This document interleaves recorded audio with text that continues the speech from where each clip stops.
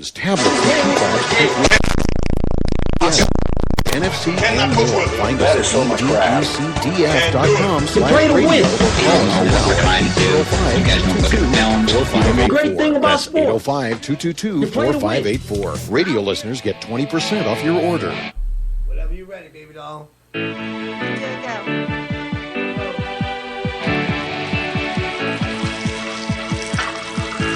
Hey, honey, how was your day? I got fired. Oh, dear. Whatever will we do? I don't know, but the insurance is up, the house note is due, and we already have an extension on the damn lights. And this baby needs diapers and shoes. I know what I'll do. Call the bookie. Okay, babe, but there's one call I gotta make first.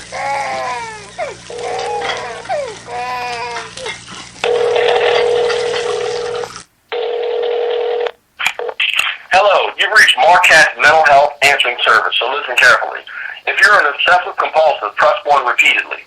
If you're codependent, have someone press 2 for you. If you have multiple personality disorder, press 3, 4, 5, and 6. If you're delusional, press 7 and we'll connect you to the mothership. If you're a schizophrenic, listen carefully and a little voice in your head will tell you what number to press. If you're depressed, it doesn't matter what number you press. No one wants to talk with you anyway. And if you're paranoid, there's no need to press a number. We know who you are, and we're tracing this call. Just hang up, and I'll be there shortly. At the tone, please record your message. When you've finished recording, you may hang up or press 1 for more options. Sir, the possibility of successfully navigating an asteroid field is approximately 3,720. Never tell me the odds. Oh no, they're going at it again. Sorry, man, boy, this is too much. That's my man throwing down. Give it to them, give it to them.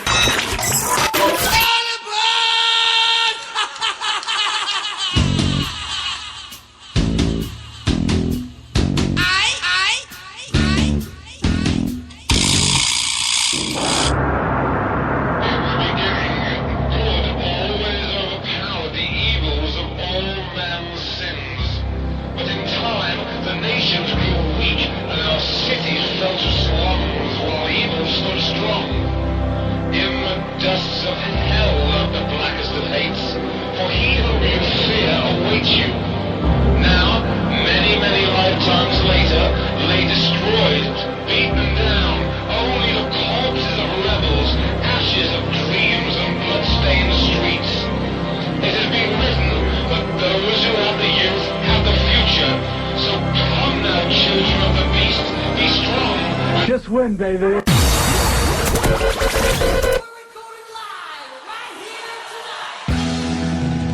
I do not shrink from this responsibility. I welcome it. The energy, the faith, the devotion which we bring to this endeavor and the glow from that fire can truly light the world. And so, my fellow Americans, ask not what your team can do for you. Ask what you can do for your team. You're the only team, maybe, in the history of the National Football League who ever had this opportunity to do it twice. Boys, I'm proud of you. I'd be so proud of that. I just fill up. Talk to the companies. This is a club that's going to hit you. They're going to try to hit you. They're going to take it out of you. Just hit. Just run. Just block. And just tackle. If you do that, there's no question what the answer's going to be in this ball. Keep your poise. There's nothing that they can show you out there. You have to face a number of times. Right. I was at the Miami Touchdown Club, and a man in the back of the room said, "Hey, neighbors, we're going to kick your..." I said, "Well, wait a minute. We're going to win the game. I guarantee it."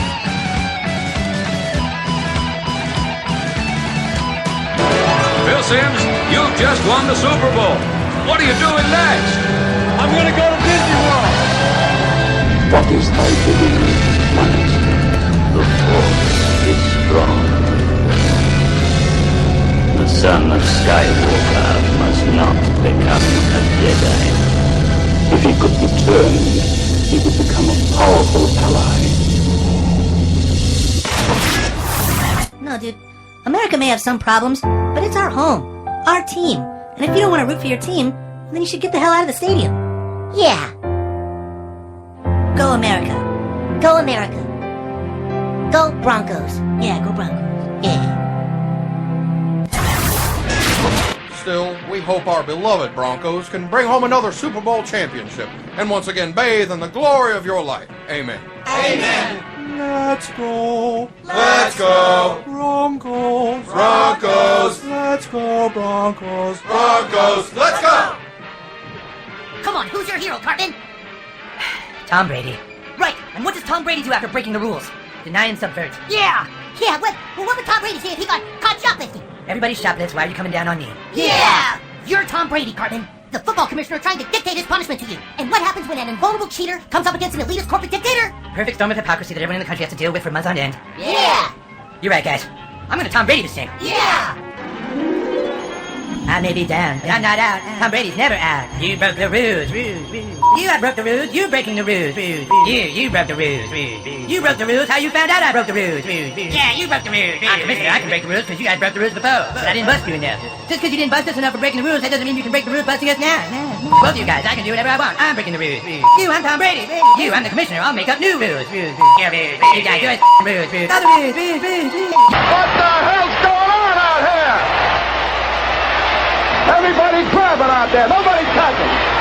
Just grab it, everybody. Grab. Nobody's touching. Mr. Official, let me ask you something. How can 6 of you miss a play like that? Huh? All 6 of them. I thought you were talking about you being on the field. No. What? Yeah, Kosolki was running around there like it was a... Hey, move it up a little bit. Pump it out of that end zone, yeah. That's an excellent call. Those officials are doing a hell of a job. Just keep matriculating the ball down the field, boy. They can't cover that in a million years. Things together to kill these guys. Look for 65 toss power trap. What does it look like? Hey, look for... Tell them 65 toss power trap. That might pop wide open, Rance. Running play coming to Garrett on a trap. Touchdown. Garrett scores for the 5. Was that there, Rance? Nice going, Big E. With 5:34 remaining here before the half. Garrett took it in. That's it, boys. That's it, Rance. That's it, boy. I tell you that baby is there. Yes, sir, boys. Woo! This station is now the ultimate power in the universe. I suggest we exit. I find your lack of faith disturbing. This station is operational. We will then crush the rebellion with one swift stroke. When you have great coaches, then after you have great coaches, you get great players. You have a great organization, and you tell them one thing. Just win, baby.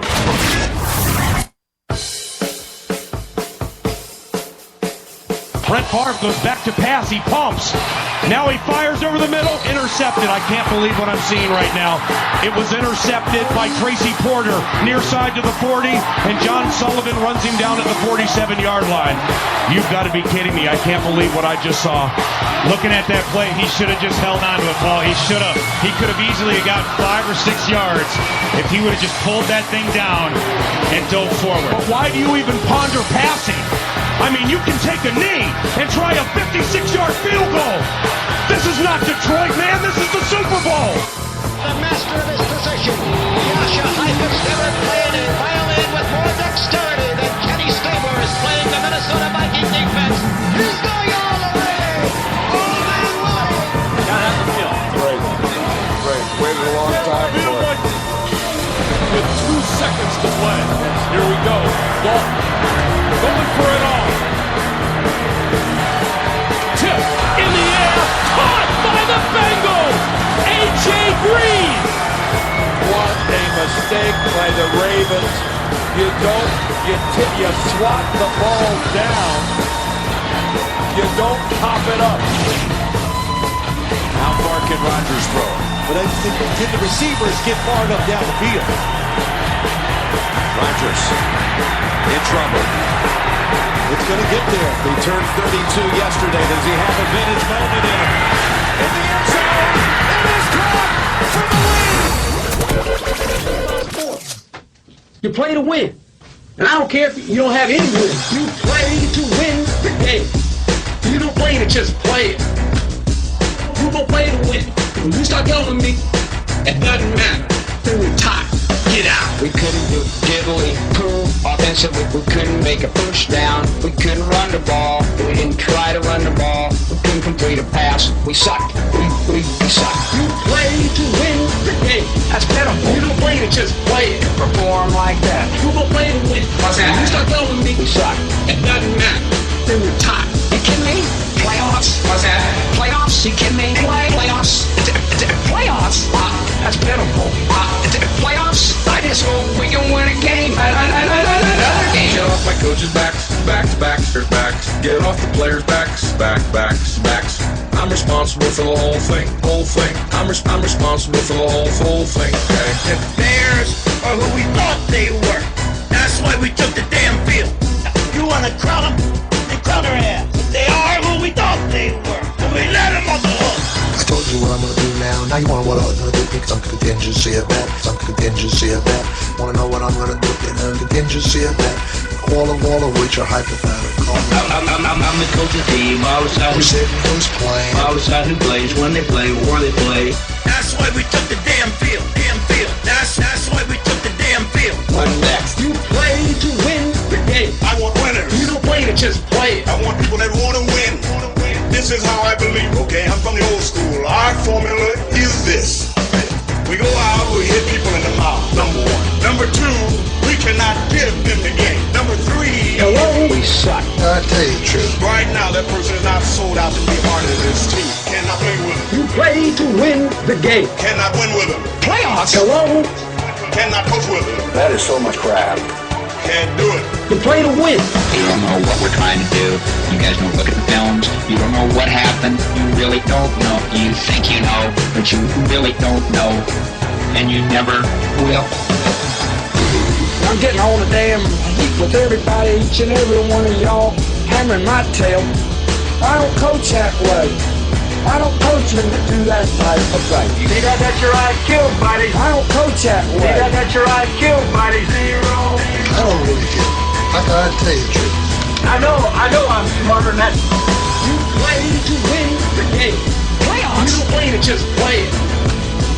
You gon' play to win. When you start telling me, it doesn't matter. Then we're tied. Get out. Yesterday's yesterday, today's today, tomorrow'll be tomorrow. Playoffs? The time has come to introduce you to a new chapter. Dozens of countries, thousands of countries. Sports Guru Show, baby. That's how we do it. All day, every day. Are you ready? Volume up. Ladies and gentlemen, please welcome Thousands of fans. This is the Black and Gold Phantom. I listen to Sports Guru Show, WSLA, 1560 AM. Ladies and gentlemen, put your hands in the air. This is Joe Horn, former New Orleans Saints, and you're listening to the Sports Guru Show on WSLA 1560 AM.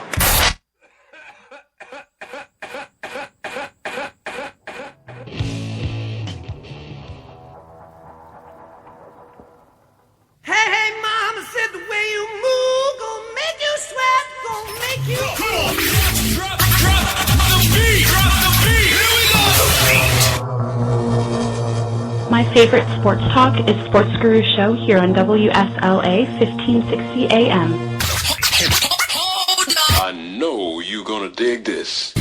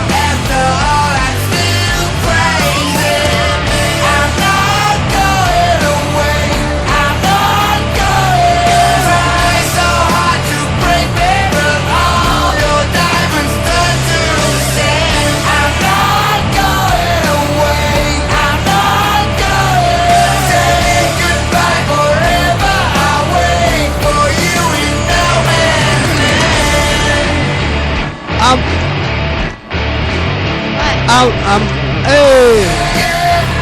No sound. Yo, check. Hello, hey, give me, crank me up, Test. Yo.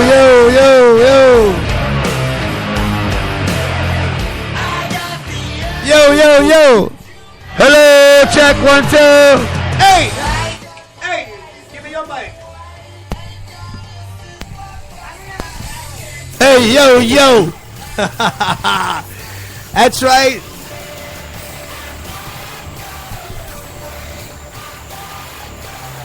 Say goodbye, I am here, I am the sports guru. Test. I'm ready. Hello. Whoa. Yeah, that's right. That's a good level for me. Tracy, you like it? Hello? Can you I like hear guitar you? solos? I think I can hear you now. I hear you, baby. Do you like guitar solos? I love guitar Check this solos. one out. Check 1, 2. All right, we go. I got that. I'll tell you later. Everything's good. I know what I'm doing. Y'all chill out. Everybody sit down.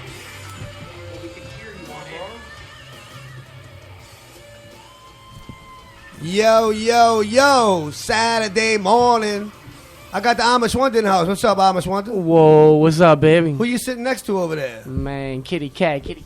What's happening? Yeah, Andrew, what's going on? How's everyone doing? Yeah, baby doll, you in the house. That's okay. Look, I can see you. I know that. What's going on? Hello. Well, I want to tell everybody that it's the last weekend for football.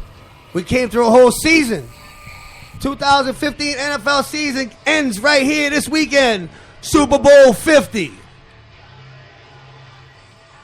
And I am the sports guru, and I'm not going away.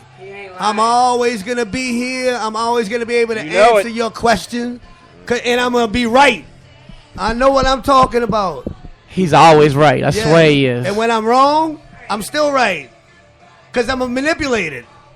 I'm going to find a way to make it right, you know? He's going to convince you that you're wrong. Right, yeah. That's what he's going to do. Or I'll convince you that I'm convinced that I'm right. Something like that. Yeah, just go with it. That's what we do. Well, I know they got people out there that just happen to be turning around with the radio dials on the AM station because people do that. And if they got all the way to the right-hand side of the dial, they would find Tracy Evans. All the way to the right, they got Mr. Dannerose. Mr. Dannerose back in the house, one of the Sports Guru show's esteemed host. You like that, huh, baby? Yeah, you want to go let do. Marquette It made you smile, didn't it? You want to go let Marquette do this Don't all lie. by himself, huh? Anyway. No, I'm glad I ain't got to do it all by myself today. I'm glad I got some help. This is the Sports Guru Show. We talk about sports on this show, WSLA, 1560 AM, Slidell, New Orleans. It's Saturday morning, final NFL game of the year. And I got Baby Doll in the house. What's up, Baby D? You all right back there? Who dat? I like your headband. Amish Wonder. I'm with Happy Mardi Gras, everyone. Yeah, you got Welcome to the Sports Guru Show. You got a good face for radio, Happy Baby Doll. Endymion Saturday, guys. Yeah, that's right. We got Andrew checking in. What's up, Andrew? What's going on? You like the big beads Endymion throws? Oh, dude, they're some of the best. It's the best of the whole season. I would have to rank Endymion would be my number one. Yeah, and as far as then like the long Bacchus beads. would probably be number 2. Yeah, no doubt. But I think it's easier to catch beads at Endymion for some reason. Yeah, because the they have floats more the floats are just enormous, and they have and so many people. And look, you could be way back and look at somebody on the top of a float, and they can throw it way far. Oh yeah, for sure. And those beads at Endymion, oh my God.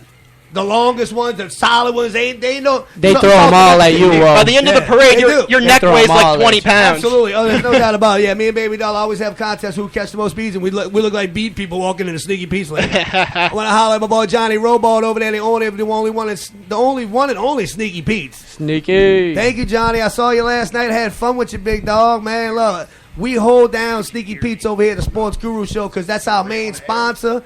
And he always is there for us, Tracy. He's always ready for me when I need him, you know? You know, I winded up in that little place yesterday, I believe, for a little bit, you know? It's funny. The places you trip and fall into. Yeah, you know. Every now and again, you just got to catch up with it. Yes. If you can't stay away, crank you Andrew know? up a little bit for me? That's as high as he goes. That's okay. That's cool. Look, Turn him up, turn him up. Well, I got to say that we're gonna roll today on the fly. because this is a celebration. It's a Sports Guru Show celebration of the NFL season. So we're here to celebrate. I know Marquette's going to go against the spread with the Super Bowl. Oh, yeah. If y'all been paying attention, we're doing really good against the spread right now. 40-9, 20-12. No, we're 40-19 overall. What about locks? But our locks are 14-3. And that's where the meat and potatoes 14 is at, and right? 3. If you listening to this show every week and you putting a couple of dollars down on it, right? You coming away a winner with us. Sounds like they need to put more than a couple of dollars down. If I was, according to what you say, it's a good thing I don't do it, which is why I win so often. Because that's what screws it up for me. But on our locks though, pay for the pick. On our locks, you need to be betting when I tell you to get a team regular season in the NFL. That's why we say it over here on the Sports Guru Show. You need to take what I tell you. Make sure that the baby needs diapers, the baby needs shoes. Where that Marquette said, put the rent money on it. That's it. Put it all. The card note, the insurance money, the money. Because tomorrow is the last game of the season, and I think he's got a stone cold lead pipe lock. Well, anyway, Marquette, who you love out there, dog? What's happening with you? I like to give a shout out this morning to my kid, Evan, my lady at home. Let me give a shout out to Ditto's Copy Center down there in St. Bernard Parish. In the house, yeah. Let me give a shout out to the old Araby Marketplace up there in Araby. Y'all go shopping for y'all ladies up there. Y'all go spend a few dollars. Because that's up the road. That's right, in old Araby, where they first started it all. That's the farthest north you can get in St. Bernard Parish. That's it. That's you. The farthest north corner is being in old Araby. That's right. That's right. Cool. Well, thank you, Marquette, for being in the house, brother. How you feeling today, Marquette? I'm good. You had a really good show last week. I was very impressed with your style. Yeah, we got a good show lined up today too. Yeah, do you think you have like a following now, like a fan club? Because me and Baby Dolls got people. I got people beating our door down. I've got a fan club long before I made it to this show. That's long, what I'm talking long time about. before that. Oh, gee. Tracy Evans, what's up? Grab the mic, dog. What's happening with you? Yes. Who do you love out there? What was the chick's name that scores last night? Oh, you don't give them names? We try not to exchange names, just for... just digits and holler at me when it's time to creep. I guess so. Tracy, however you want to see it. Well, welcome back to the Sports Guru Show, brother. Tracy, you have a spot right there anytime you want it. You know that. You've been my co-host many times. You're a great addition to the show. Glad to have you back. Who you want to holler at, dog? I think my people have missed me. I'm going to be honest. What are you talking about? I got people, bro. Y'all don't remember the phones? It's been a while. I remember the phones. The phones would go off the hook. I thought how much people didn't use phones. This happened. What are you talking about? I wrote to them. I sent them letters. People still do that? Shut up, baby. We enjoying the show. We catching up. I'm sorry, baby D. It's a celebration here at the Sports Guru Show. I want to give you I'm holding up a show to join in Guru Nation at 985-643-1560. Call and see what Andrew's got to say about the Super Bowl. Give us a call. We want to hear y'all. Cat's got up his sleeve today with his stone cold lead pipe lock. He's got one game to pick. Yeah, you better give him that lock today. You better get on this lock game today. Because the baby's diapers are getting old. They need new diapers. Tracy, do you have anybody out there that you think is like your main fan? Like if you had like one main fan. My main fan? Yeah, my main that's a fan. big deal, brother. To be like somebody's number one fan. My main fan. Is she pretty? Is she pretty? Yes, my grandma is very beautiful. Oh, that's my dog. Yeah, yes. I thought honestly, I thought you was gonna say honey. You like that, huh? Yeah. Because nice save. We appreciate everybody for tuning in with us right now on the Sports Guru Show. We're gonna come back after this little commercial break. And we're going to talk about the whole Super Bowl history from Super Bowl 1 to Super Bowl 50, which is coming up tomorrow. That's a lot of Everybody's bowls. going to have their own takes on what Super Bowls they like the best and which ones they remember watching, what was the best one, this one, whatever. We got some trivia because I know Andrew's up for that. You know it's time to stump the Guru, dog. Somebody better come at me strong. Who's saying the national anthem? I'm stumping the Guru today. Yeah, I'm stumping the Guru today. I can see you dug deep. That's what you got to do. I'm stumping the Guru today. I got this. Good. I want to see this live with my eyes, y'all. I got to see this. I got full faith in Guru Nation. I'm not the sports guru alone. We all gurus, and that's why we Guru Nation. Because you got to be a fool to be up listening to us and like what we like, I'm gonna put my money on the Guru. Hey. I'm just gonna go ahead and say it right now and get it out. Baby doll. All right. Trust me when I'm telling you. The safe money is on me to stump the Guru today. I promise you. If we talking odds here, the odds are in my favor. He sounds like you went deep, Tracy. It has to happen one day, I guess. Granted, he knows more sports than most people I know. More than most people. No, you know what? He knows more sports than. I feel like I got the golden spatula in my hand. He's got more sports knowledge than any one person I know. Wow. But combined, everybody can get you. That dude been around since the Quarry. Come on, Barney. All right, baby doll. Crank up this Ozzy for Guru Nation. Play some commercials, and we'll see y'all outside. All right.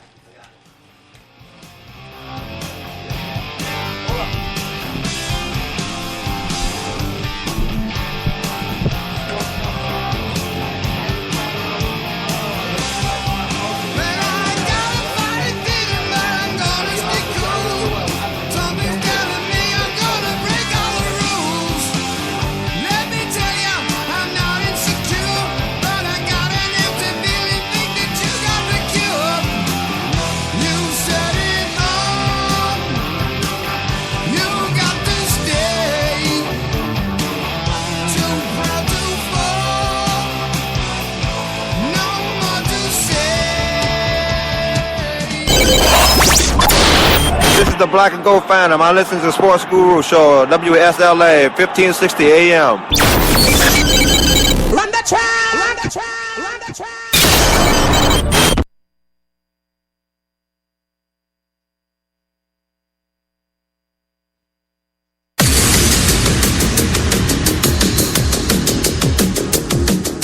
Thank you for listening to Sports Guru Show. We are here to get you ready for Super Bowl.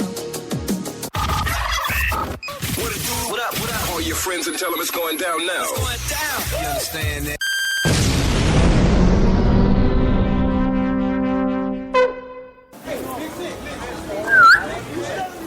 Hey man, you looking for something? Yeah, I could use a light. Sure man, no problem. You looking to have a good time? Anything but that Bourbon Street bustle. Well, step on into my place. You'll fit right in. Looking for a French Quarter experience without the hassles of Bourbon Street? Yeah. Step into Sneaky Pete's, the world-famous establishment and French Quarter staple for stiff drinks and good times. I heard that. Come get to know Big Troy. That boy. Be a satisfied customer and a regular for sure.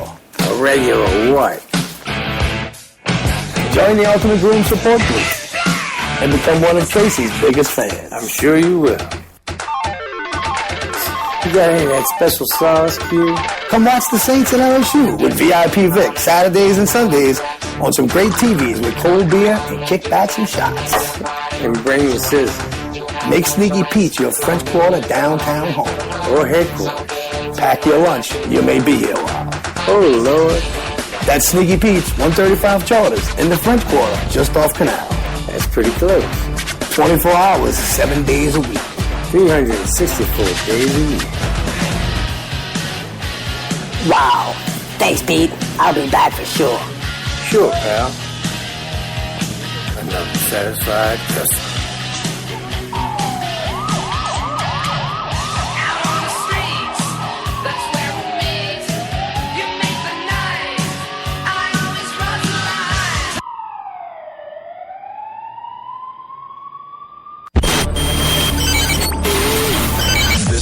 This is Joe Horn, former New Orleans Saints, and you're listening to the Sports Guru Show on WSLA 1560 AM.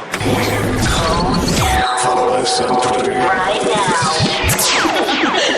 Yeah, boy!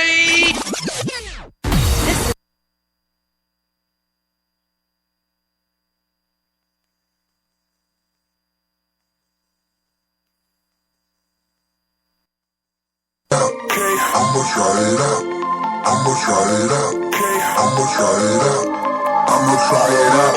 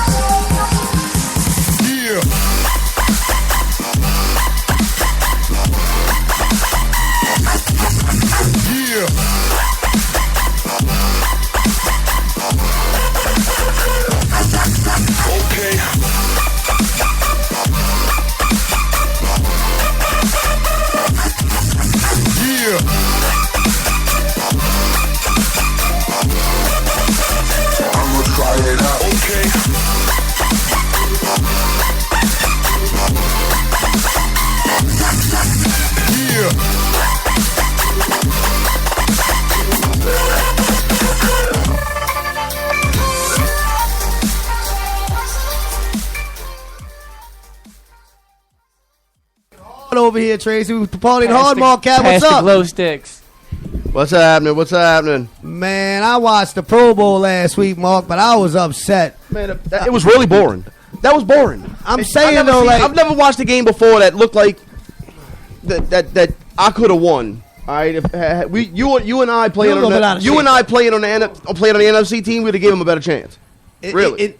Or playing on even in your Mike Lervin's even in your side, shape. so. I mean, I think you're at least 3 pounds overweight right now. Oh, I don't care. But I'd still win. Okay, I'm gonna be a lineman. I mean, how many people? In your ability. How many linemen you know my size? You know, Right, I'll be a right. great lineman. I promise. There you go. I totally understand. I totally could get behind that for sure. But anyway, talking back about the Pro Bowl, Marquette, I honestly, we've watched the two seasons prior. I thought were more competitive the way they did the new style and all. But this year, when the running back would get the ball, they wouldn't even tackle him all the way. Just when they would grab him, they would stop. Right. Well, Goodell did say he's changing this again next year. He said he was embarrassed about it. He was embarrassed, and he said he's changing it again next year. Yeah. So they should be embarrassed about taking our coach away from us 3 years ago when me and Baby Doll should have shot him with a rifle off of our balcony on Decatur Street. We got to let that go. We got to let that go. Oh, Tracy, didn't you know anybody with a gun at that time that you could have got him to shoot him off my balcony when they were in the Super Bowl? I did, but I think I was on the #1 suspect list, so I had to stay away from that. Roger Goodell's still alive after what he did to the New Orleans Saints? How he made it out of here, I have no idea. He walks around and breathes behind the shield, no less.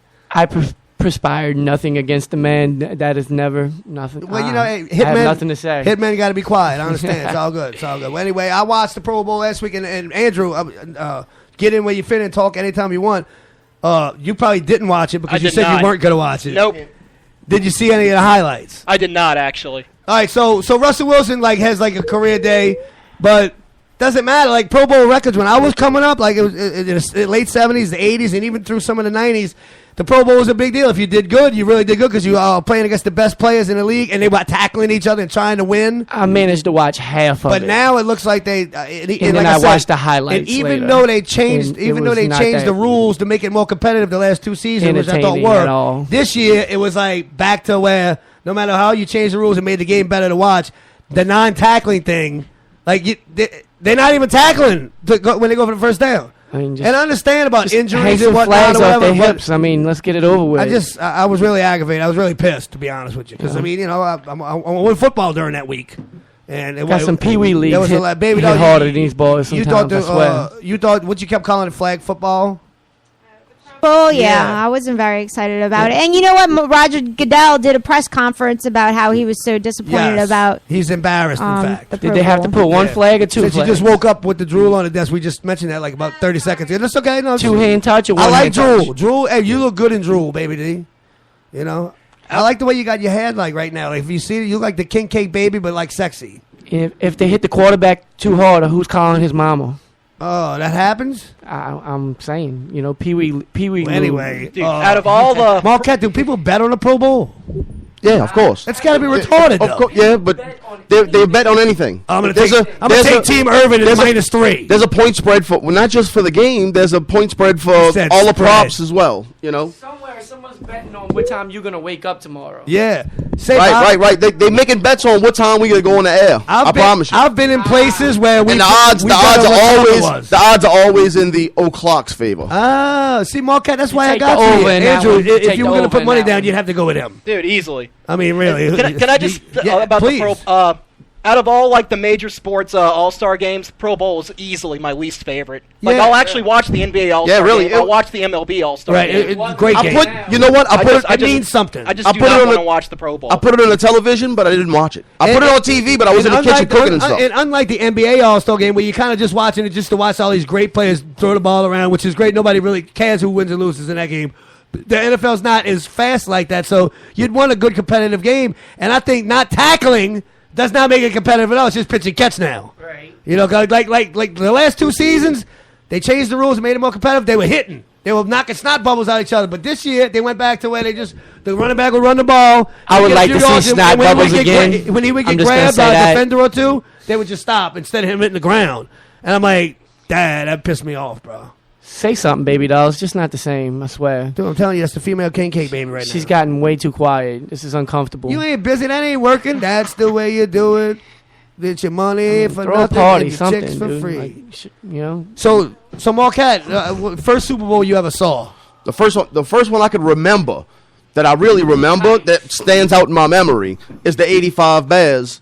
All right, that's what stands out. You that look like Super you Bowl. could play for the '85 Bears. You know what? You remind me of one of them guys. How you know I didn't play for the '85 That's Bears? the truth. Huh? I mean, I'm that absolutely. old. So. Hey, that could happen. But anyway, tell me a little bit about how was it when you? Because I mean, let's be honest. The premise right now is how big of a deal is the Super Bowl. So to have the first one, what brought you there? Was it just like my dad was a baseball guy. All right, so he wasn't really a big football guy. I was the kid that always liked football, not my dad. You know, my dad was baseball, I was football, in the house. and my little brother, when he finally came along, Sammy just watched whatever I watch. You know, so we both watched the same television in our bedroom. Anyway. So, but I was That is 1985-86 Super Bowl. Bears went 15-1 that season. 15-1. The Patriots snuck in the playoffs as a wild card, 11-5, because they won a really easy Eastern Division. See, that's what makes him the sports guru. That right there. Dan Marino was in his third or fourth year, and he fell off as far as he threw way more interceptions than he was supposed to that year. Right. And they beat them in the playoffs, and then New England went to the AFC Championship game and basically snuck in as a Cinderella team.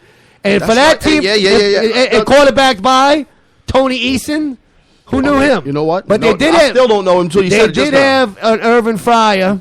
They did have they had a couple of nice running backs. They had Andre Tippett as linebacker. They had a solid squad.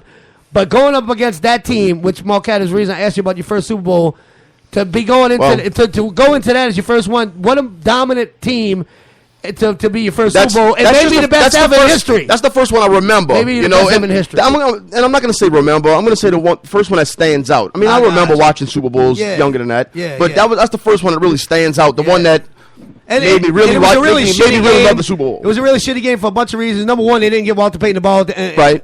I mean, Andrew, Walter Payton's the best running back in history. And I remember. And you're going to give it to Refrigerator Perry? Yeah. Really. What a snub. Yeah. Am I the only one that thinks that? Well, what's wrong with Mike Ditka?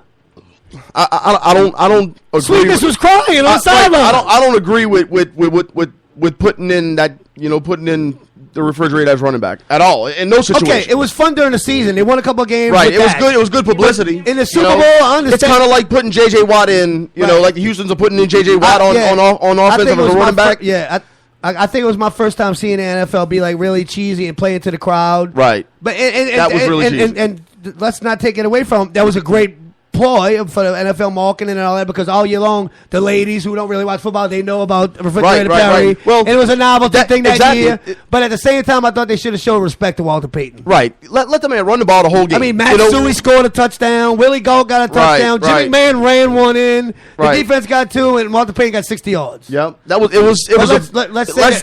you know what? There's a time where every athlete, I'm not going to say that, and the coach won't always tell you, hey, look, I need you to take one for the team because I need to use you as a decoy. Well, and that was my next point. I mean, look, they did that with Demaryius Thomas last week, the Broncos. Yeah, you're right. All right, and didn't even throw the ball to him. They won't be doing that this week. But anyway. Exactly. I was going to make that point, too, that one of the reasons that it was Walter Payton didn't have a lot of yards or whatever, it being that much of a game player, is because, he was one of one of the decoys. Right, they went out. In the Super Bowl, they still lined him up in the backfield as if he was running. But he was a decoy out the backfield, and everybody would attack him. Right, and McMahon would throw the football. And even when they didn't hand the ball off, he was still a decoy as a pass catcher. But what I'm saying is, they were so dominant in the first quarter, and even in the middle of the second quarter, that they didn't have to keep doing that as a game plan. They had the game won with 9 minutes left in the second quarter.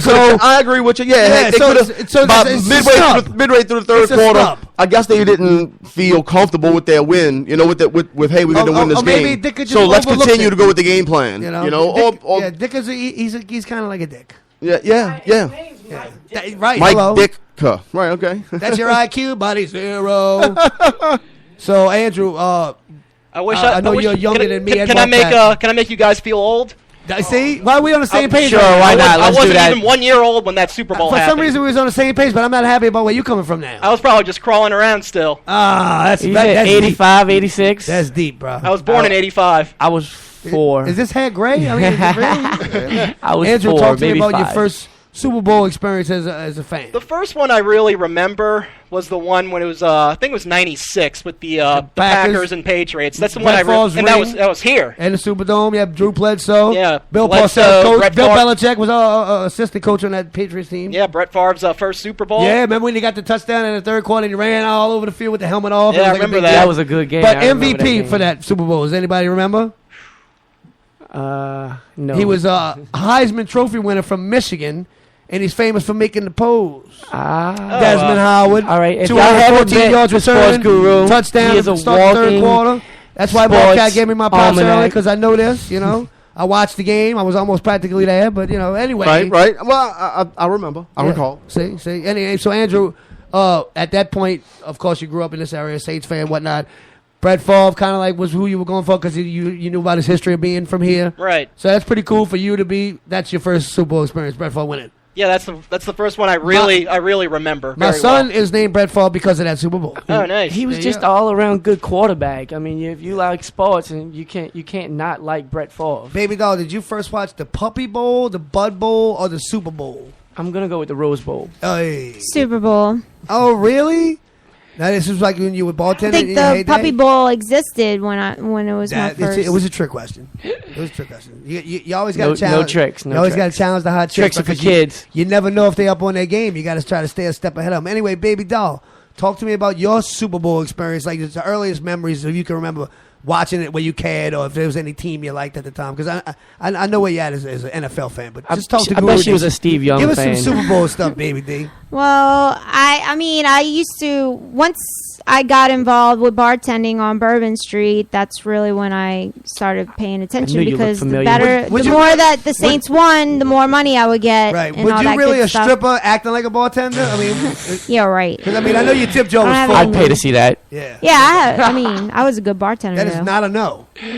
That was definitely not a no. Anyway, baby doll, so no in particular older no means no. Back Well, in the day, maybe when you were younger, or just when you were bartending, you became a Super Bowl. I'm watching from the back of my head. Yeah, and if I did have to, most of the time I was working, so I didn't really get to have the full Super Bowl experience till later. She was on the whole stripper pole experience. Yeah, she was working it. Well, she was working it. I got the rolls popping for us right now. Yeah, baby. I like watching the old footage.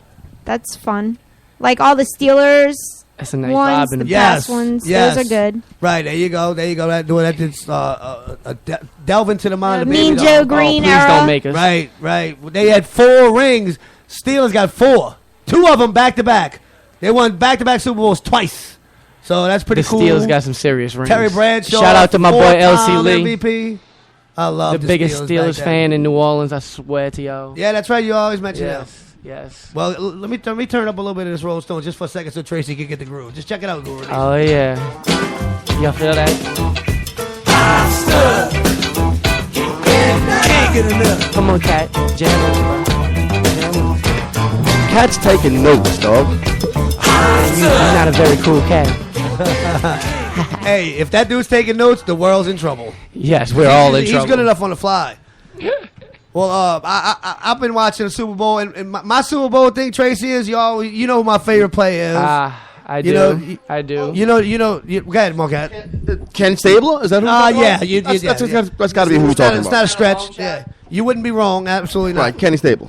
But the reason I mentioned that is who we lost this year, bro, and the NFL misses him dearly. I promise you. Oh, absolutely. Yeah, and then now they got the thing coming out with the concussion stuff. Did you hear about that, Andrew? Yeah. Yeah, like my hero's brain was up for research. That's so cool. Well, after every football player, I'm not going to say everyone, but most of the football players, they're going to start taking them and dissecting their brains after they die now, just to I forget what it's called. There's the concussion thing. They want to see how. Which sucks for me because now they're going to start trying to take more hits out the game.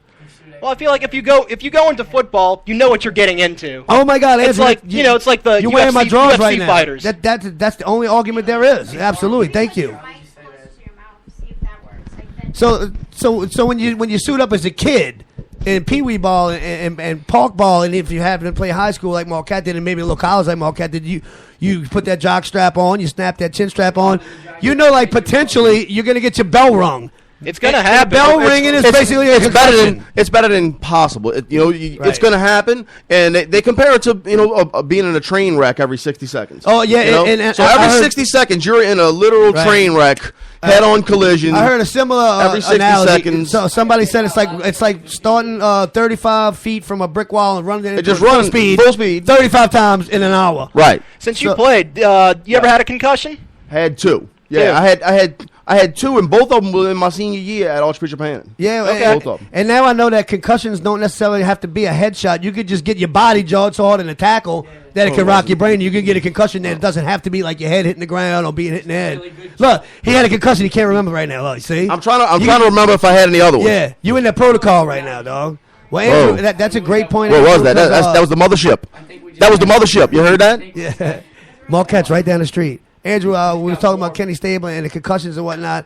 But with we just got warped into the research and all of that might be going on, and the way that the rules have already been, especially in the last 4 or 5 years, geared toward not hurting the quarterbacks, geared toward protecting players.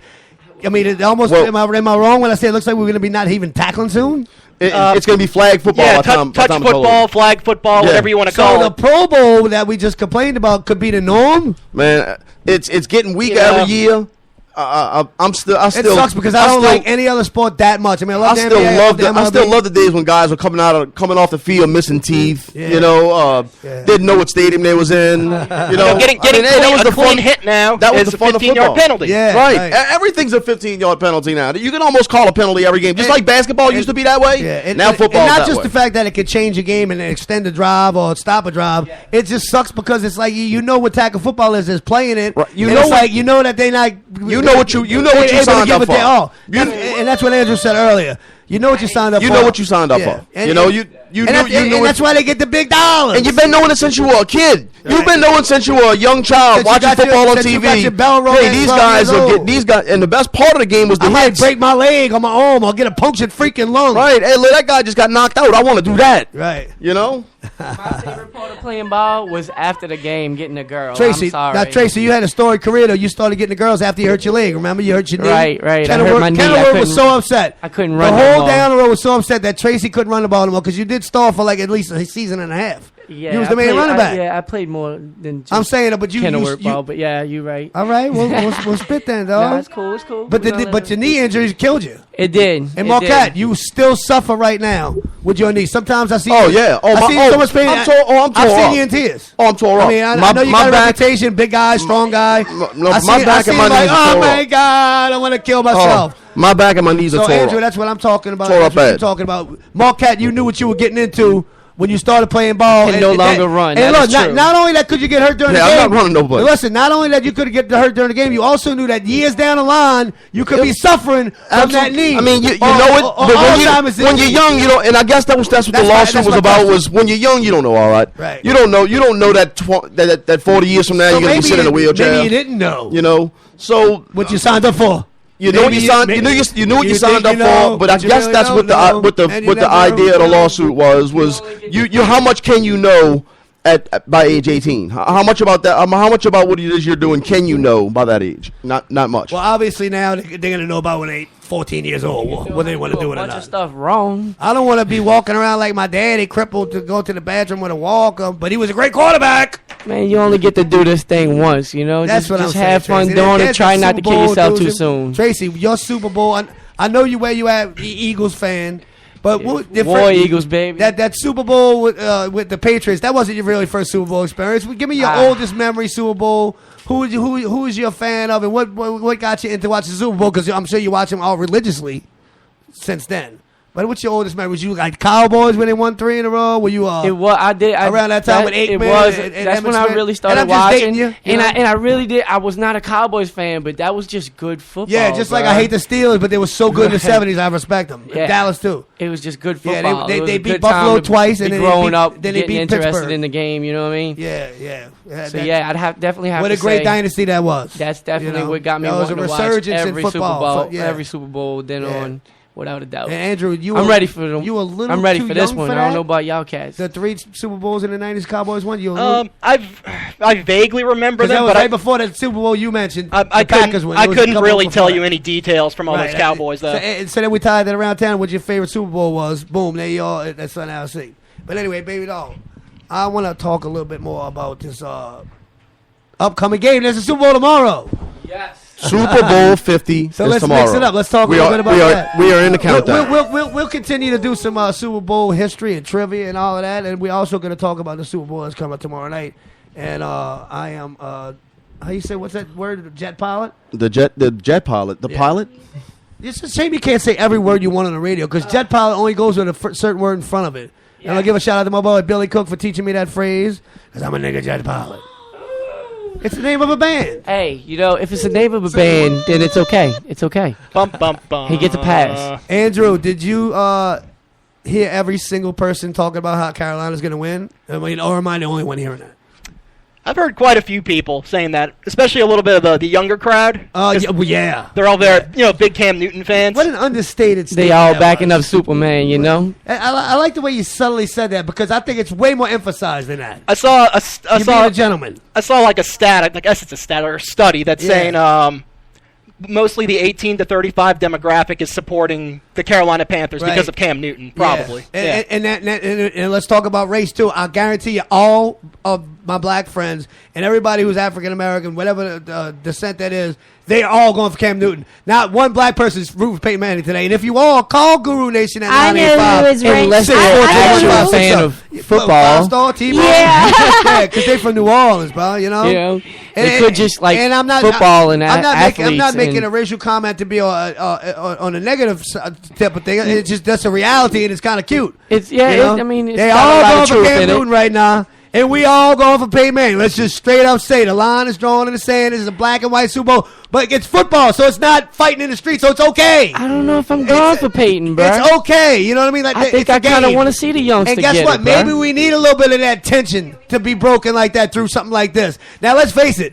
Black people going to be swole if they lose. So if we lose, we already know. We lose it because there's a better team. But you already know. Take your lick, dog. They mad that Eminem's the best rapper. You catch the L. They mad that Eminem's the best rapper. And they mad that Kanye West is such a horrible person. They going to be Superman if Peyton Manning beats. And I'm saying they because, yes, we all brothers. It's not Kanye's fault Kim played with his booty, bro. It's not his fault. That's just the most horrible entertainer I've ever heard. He is. I bet he's going to be on the sideline with Cam Newton this week. He's an amazing producer. I hope they got that DICK look because I am not a Carolina Panthers fan.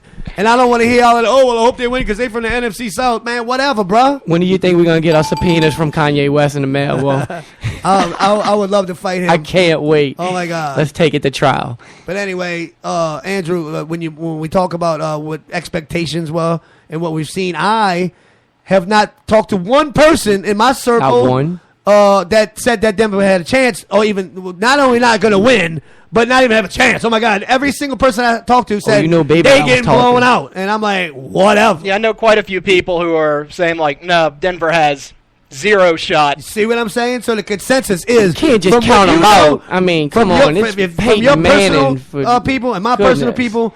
It's totally Carolina as far as what we know people are picking. Baby doll, you chose the Broncos as well with me. I was just listening to the Gray Zone. Earl's in the house. His last show, and my friends were on it. So can't believe everything you hear. So they've actually played in the NFL before. Never did it in the year. So they actually picked the Broncos to win. Wait, who's that? One. I don't want to. Okay, I didn't know if you said a name. No name drops. All right, yeah, I don't want to name. They're drop. at an undisclosed location, I'm sure. But anyway, so but it was on Gray Zone, Earl's. So this is one person that picked the Broncos besides me and you. It was 2 people that picked blank on their toe tag. So, they didn't want to, but they did. The people that Andrew heard from and the people I heard from is probably 30 or 40, maybe a piece. So that's 50 or 60 people to 1 or 2 or 3. So how many people? So now from what we know personally, we got like 65 people picking the Panthers and 4 people picking the Broncos. Yeah. So therefore, that's why I want to go to Marquette real quick and say, is this a freaking sucker bet, dude? You know what I'm saying? Like it's TV, radio, Andrew's friends, my friends. I don't think this is a sucker talking bet. about Carolina, and nobody's saying Denver's going to win. No. And I think that the spread should be higher if it's that much of a freaking landslide. Why is the spread so low? And money has been going on the Broncos. They have been betting money on the Broncos, so that's what they have been, just not as much as the Panthers. That's like the elite, though. I think the point spread reflects pretty evenly what everybody's betting. Right. So what they saying with them out to Andrew and me, they might not be saying when they go to that bet line. I knew before the Super Bowl, I said to myself, if the spread is anything up to 4 points, maybe even 5, I'm taking the Panthers. Anything more than 5, right? To cover.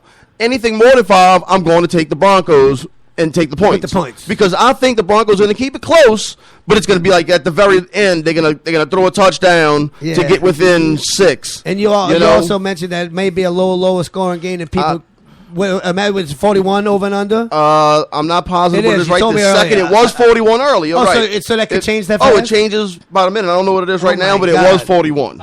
Yeah, wow. It just depends on where the money goes. Yeah, right, it depends on where the money goes. And if a whole bunch of people throw up money all of a sudden on top of one specific way, okay, tell me a little the bit spread starts climbing the opposite way. Tell me a little bit about this, the dynamics of how that works and who you think's laying the money now. You said people that's a little more well-to-do right now. They waited. Well, I know they waited to put their money down. I know last night.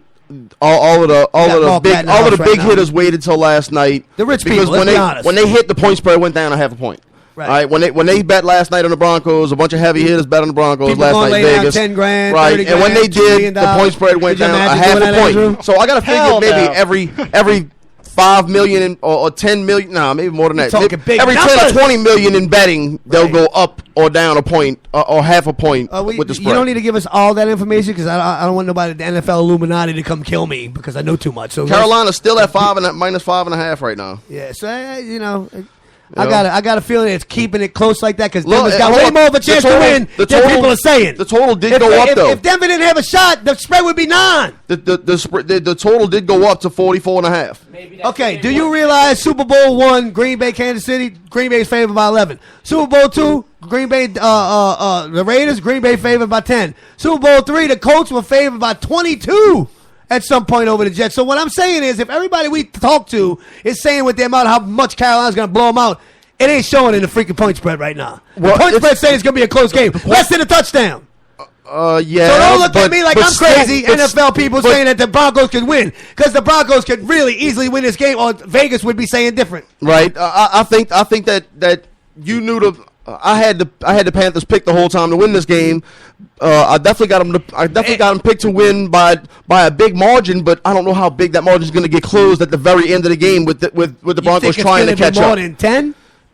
Do I think it's because when people are it's not. Andrew, no, because if it's more than 10, they're going to give up and they're going to want to be 30. They're going to kill them. Right. Yep. So why not beat them by 10? I think they all. You know what? If the Panthers jump out with a big lead in the beginning of the game, like they've been doing the last few games, you know, Carolina starts fast all year long. First half of the game, they up 30. You know, let's see. Yeah, especially last week. The week before that, it's been about 6 games where they've done that. But also, they've also not been able to stop teams from coming back in the second half. They lost to the Falcons. They lost to the Saints game that was here. The Saints gave up a lot. Got a lot of yards on them. Yeah, so they gave up a lot of points. The Seahawks game, you know. But Denver's not a high explosive offense no more. So no, they're not. And to say the defense. Oh, y'all talking to yourself over there? The defense kept them at 20 points. Right. Well, we still answering what you're asking, sir. Hey, there you go. Thank you for being so thorough. Sorry. I got the gurus in the house. Marquette the guru. I got Andrew guruing up. I got Baby Dog guruing up. Tracy, you just looking good over there, dog. You just looking do what good. I do, man. I'm a fly on the wall. You hear me, baby? So I know you are different circles sometimes, Don't be sorry. Tracy. I know you hang out. Never mind. You should be. I know you're hanging out with all those girls and all that whatnot. A lot of chicks, strippers. They don't watch football too much. But in your friend group, in your little area, what have you been hearing from your friends, family, and people around you about who they think's going to win? Because I pretty much hear everybody thinks Carolina got this in the bag, man. Not too many people are backing the Broncos. But my point is, you hearing that? Is he hearing that? I mean, but the point spread's not showing it. Notice I still haven't told anybody what my pick is yet. So absolutely not. But Tracy, tell me about what people are saying in your group. I mean, everybody's going with the youth. Everybody, they counting Peyton out. I mean, I don't think that kind of sounds about what it is. I don't think there's more of a sentimental pick. I don't think you can. I don't think you can either. The experience, dude. I think Denver's more of the sentimental pick because of it might be Peyton Manning's last game. Definitely, I really think a lot of people are betting with their hearts in this game. I know personally a bunch of people who are betting with their hearts, going with Peyton because it's going to be great to see Peyton go into the sunset with the win and another Super Bowl. Just to retire like John Elway. That's the story, right? That's the story that I like that story better than watching Cam Newton dab all over the field after he but you know what? Game. The truth usually hurts. That's pretty good, by the way. The truth usually hurts. All right, so I know they don't have band-aids for emotions, man. Right. They setting you up for failure with that. My with betting that way. Slow when he scores, straight up. They setting you up for failure if you bet that way. If you going with Peyton just because you want to see the storybook ending, then you shouldn't be betting. You know, right? But he really shouldn't be. I say put the rent money on Denver because they're going to win, not just cover. Right? Okay. Straight up. I mean, right. Okay. This is the number one defense in the NFL. You think it's the best defense ever? I think it's the best defense Well, how the hell is Carolina going to be the best defense ever? What wins championships? It's defense. I mean, that's what I'm saying. Both of these teams have a good defense. You do not have Carolina's to have a great defense. They're ranked number one. Right. Denver's got a superior defense than Carolina, straight up. Carolina, Luke Kuechly is on fire right now. I'm not saying they ain't got playmakers. So if Luke Kuechly, and it's going to be a turnover battle again. All right. Whoever wins the turnover battle in this game is going to win the game. Peyton Manning has shown if he does not throw an interception and the Broncos don't fumble, he wins 16 out of 17 games. Okay, but if this turns into a fumble fest or interception fest, which Carolina's not the turnover Manning hasn't lose the ball a lot. Manning hasn't thrown an interception since he's been back and put back in the game from the injury. Right. Yeah, all right, so having said that, I think that Peyton Manning, he goes on little streaks and he ends those streaks, in big time by throwing 3 interceptions in the game. Well, no, I think it's the other way now because look at what he did when he really wasn't doing so hot the last game, and then boom, touchdown and end zone, beautiful pass. Right. Like talking about his arm ain't strong enough. That was a beautiful pass. And it was in the second half of the game, right? And then to drive to get down there, he threw some nice passes. Only the receiver could get it. So yeah. I don't think age is a factor right now. I don't think, not for this game, I don't think age is going to be a factor. I think they're going to run the ball a lot, by the way. I think that this is going to be a big run fest. All year. They changed the whole offense to do that. Right. I think that this is going to be a big, huge running game. They're not throwing like they was the last 2 seasons. There's a whole different situation. So, yes, they're going to definitely have to run the ball. I think because they want to keep the ball out of Cam Newton's hands. The only way you do that is a run and rock. Get that clock time going. I think that and Gary Kubiak. The Broncos are going to set up against the run the whole game as well. Yeah, so it's something I think for the key of this game is if Carolina to stop the freaking run. Right. Because that way they can dictate some of the game. If the Broncos do something right out the gate, right, to hurt their confidence, I don't know if Cam can shake back in this game. He's never been in a game this big. Yeah, he ain't never like Tyson never got into the 6th round before. He takes a serious blow to his ego. Yeah. So that's a good key factor. And the Broncos can do that with their defense. They could get a pick 6 on you, which is not likely against Cam Newton. But baby doll, you know about this game. Different happening the blitzing thing with Cam Newton and the Panthers, baby doll. We know Cam Newton's the best quarterback in the NFL versus the blitz.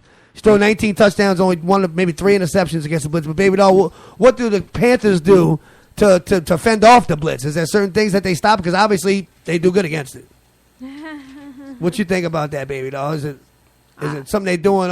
They shifting on the line? Little eye gouging. Are they leaving a running back in the backfield? Anyway, I'll answer your question. You told me personally that the defensive line, the offensive line for Carolina shifts a certain way in anticipation of when they think a blitz might come. Yeah, and that stops the line slides. That's it. Thank you. And that stops that initial rush. And guess what? Then Cam Newton's got that extra second to throw the freaking ball. Yeah, right. So as opposed to just leaving a running back in the backfield to pick up a blitz, which is the obvious thing, which defensive playing around, you got the whole offensive line anticipating which way somebody's coming, and then obviously very effective. Obviously, it's effective. And Andrew, what do you think about? We know about Andrew. We know about the defensive prowess and how good the Broncos defense is, but.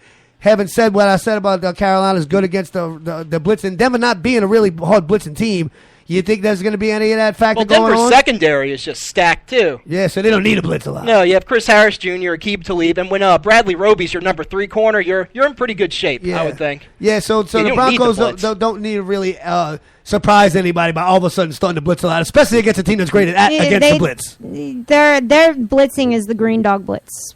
Scheme, which is not a red dog, which red dog's a lot more aggressive. So yeah, they do that a lot. That makes sense. That's like an opportunistic blitz package. You know what I mean? Like if something breaks open, then you rush in. He's not rushing from the line of scrimmage. But anyway, Marquette, the only way Tracy thinks that one of the only ways the Broncos can win is to get up early and knock some confidence out. But if it don't happen, and it's got to be like, okay, Cam Newton's got the ball 0-0, can Denver's defense get to him with or without blitzing? Can that be a factor or contain him? What's up with this Denver versus Cam Newton thing? I think they need to contain him the whole game. I don't think that they need to try and blitz him. Which is the obvious thing to do, but You got to do it. I think the defensive ends should be playing a contained defense, where they move forward, but they don't blitz the quarterback. They hold the ends. Yeah, they cover the ends. I got you.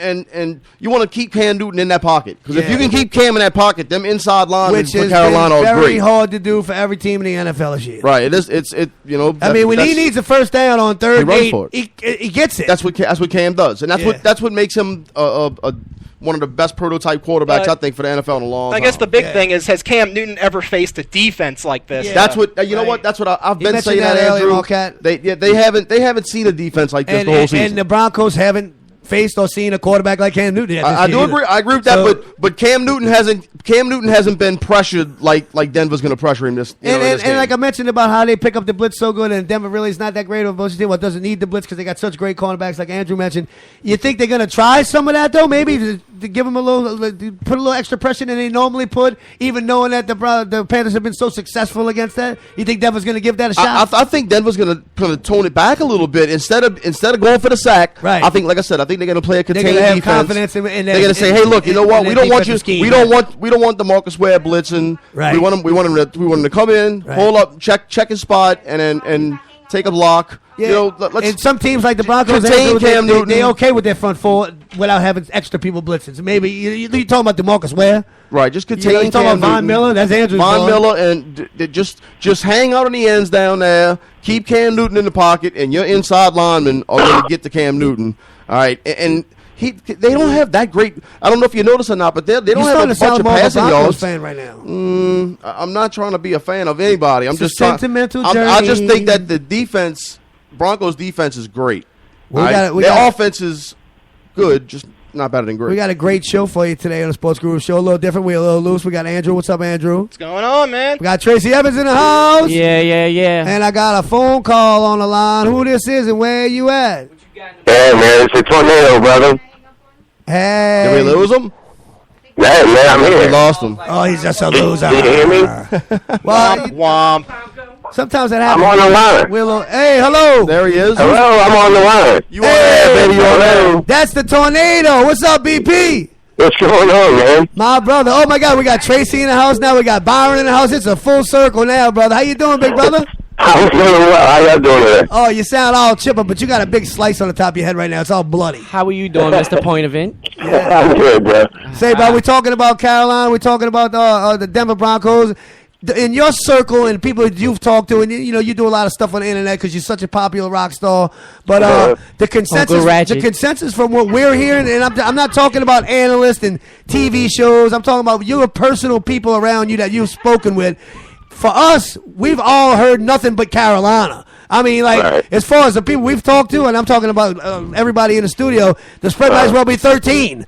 But the spread's only 5.5, bro. So what's your people talking about? I think that's inflated. What's your people talking about in your circle, BP? What you hearing? Well, I don't know about. I know what I'm thinking. Right. I don't really listen to anybody else. Could you? I'm not sure who's going to win this game. You know what I'm saying? Yeah, I definitely know what you're saying.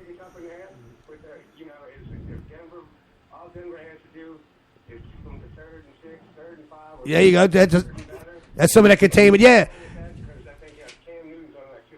He's one of the, he's like in the third lower percentile of third down conversion. You're right. We talked earlier. We talked earlier about how great they do against the blitz, but you got a great point there. They're not that great on third down. Hold on to that.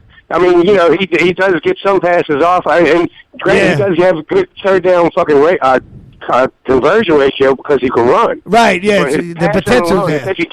They keep him in the pocket. Yeah, that's that containment Marquette mentioned earlier. Yeah, exactly. That's that's going to be the whole key. Byron, you've been watching football as long as I have. We're about the same age, bro. Let me hear your oldest and your first Super Bowl experience that you really paid attention to and what it meant to you. It's such a big deal. So, Super Bowl 4. What's the Super Bowl BP history? I would say the first one that I can really remember would have to be the Denver versus Dallas, 78. Oh, yeah, the Superdome. Your boy Roger Staubach. Orange Crush, Randy White was the MVP. Staubach threw that touchdown to Butch Johnson. It was a bomb. Yeah. And Robert Newhouse, the fullback, threw a touchdown pass. And what? Yeah, I remember the game. Hey, I was 7 years old. Chalmette High's own Norris Weiss got the quarterback in that game because Craig Morton threw 4 interceptions in the first half, and so Chalmette's own quarterback Norris Weiss from the Chalmette Owls got to play in that game in the Superdome. Of course, he got mauled. He only had 4 completions, but I mean, Denver just I didn't know he was from Chalmette High. Yeah, Norris Weiss is from the Owls, bro. We're going to rise and fight for Chalmette High. We're going to win for maroon and white. Yeah, and that was a big deal for us and all that. But my God, Denver just stunk it up. And my problem with that Super Bowl, and I was so pissed, is because my oldest and best Super Bowl memory, as well as I was going to mention earlier, Kenny Stabler and the Raiders, 13-1, 1976 season, went on to beat the Vikings for their 4th Super Bowl loss.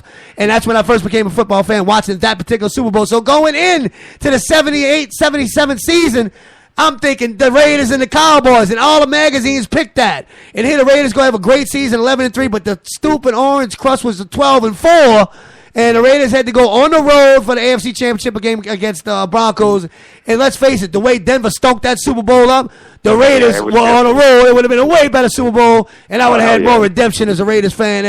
And that was my earliest Super Bowl memory, and then my first real season that I was entrenched as a fan to be let down so hard. I mean, it was like to watch that Super Bowl. I'm like, and then to see Denver lose so bad, I knew the Raiders could have did better. So, but that was a great Super Bowl, great Super Bowl memory, BP.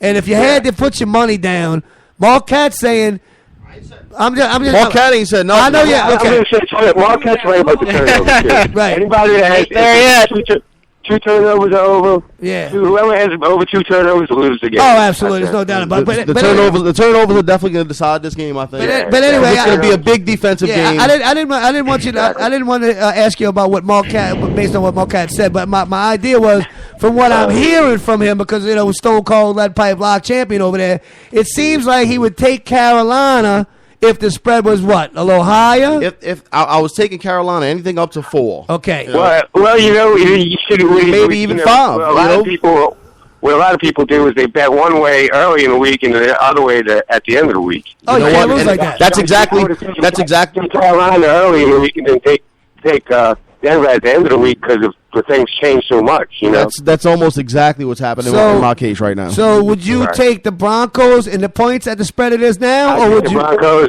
straight up. Okay. So you think the Broncos are going to win? And there you go. I think they're going to take the whole. Well, this is me too, absolutely. And this is my whole point.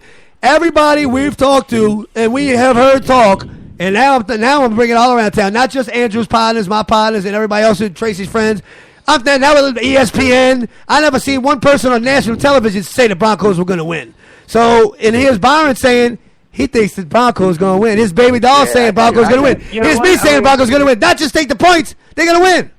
Well, if Cam has any nerves at all in his body, he's going to be nervous as fuck at least for a quarter. Oh, my God. That's pretty nervous. 3 quarters he's got to work. That's 1 quarter he's got to work with because he plays like shit in the second half. Hey! So, I mean, I'm thinking let's take the experience and let's roll with it. Yeah, I got you. So give me a score, BP. This will be the first score of the day at the Sports Guru Show. Okay. I'm gonna say Broncos 24-21. That's pretty consistent with me and Marquette heard. We heard 2 scores from national shows today. One said 27-23, one said 27-24, and that would be what Marquette's telling you to do. Take the under.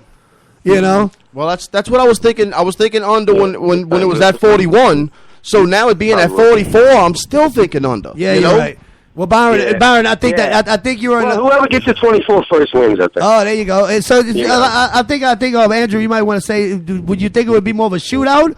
Or do you think it's going to be a low scoring like Byron? I think it's got to be a slower scoring game. There's no way this game's going to be a shootout with these 2 defenses. The defenses are too good. Right. I think it might be. I think maybe one of the defenses might score more than the offenses do. Yeah, there you go. Yeah, it's a possibility. Yeah, Denver could score 3 touchdowns or 2 touchdowns. Yeah, but we all know score a touchdown. We all know what Luke Kuechly could do. We all know that Carolina can score touchdowns on defense. Yeah, they showed it in the playoffs. Everybody, I think the best defensive playoff team is going to win this game. Not the best defensive league. I think the team that plays the best team football is going to win this game. And I think Carolina is just they play like a team. offensively and defensively, it's a give-take relationship at Carolina. Whereas I really believe in Denver, it's an all defensive sided team. They load it up on defense. Yeah. They so loaded on defense. I think that's the best defense you've ever seen. 100 yards of rushing out of these assholes. Oh my God! Oh. I'm sorry. It's okay. Nobody's listening, B. It's just us. Look, I forgot I was on the radio. Exactly, and that's what this show is about. We want to sound like we're at the bar or hanging out on the patio. It's okay, BP. I got you, dog. Look, trust me, we being heard nationwide and global right now. So people in France, they now know what our slang and words are. Look me up. I'm 504-249-2. All right. I got the tornado in the house, baby. Don't holler at the tornado. Do that. Hey, baby, go. Tornado tore the radio station. I understand, y'all. I want to go have a smoke break outside, but we're just having so much fun right now. I mean, I could do without the tobacco. I don't know about everybody else. Hey, but you still want to smoke, right? Yeah. BP. Sneaky you are. BP, thank you for the phone call, my brother. You heart and soul of Guru Nation, brother. All right, Uncle B. Yeah, you're right. All right, Byron. I'm catch you later on St. Louis, baby. Baby doll, me and Marquette's going to take a walk outside and take a little break. So give Guru Nation a little Iron Maiden.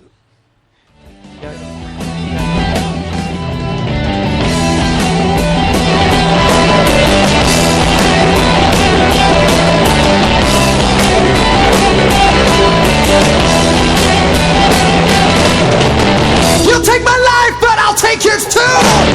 You fire musket, but I'll run you through. So when you're waiting for the next attack, you better stand, there's no turning back. The fewer sounds, the charge begins.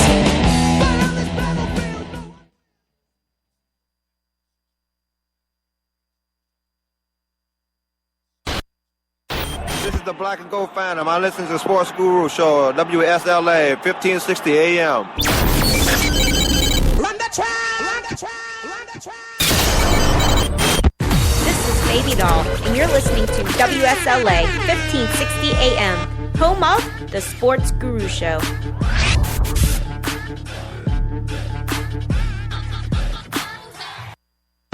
Hey, 5-star, you ever given up on the Pelicans? Oh no, never that.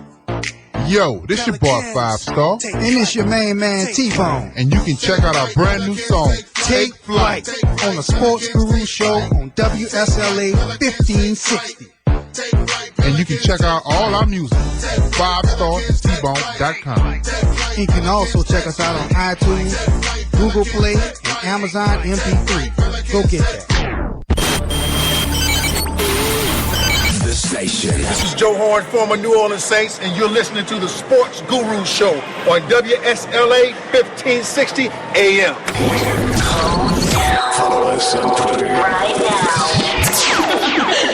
Yeah, boy!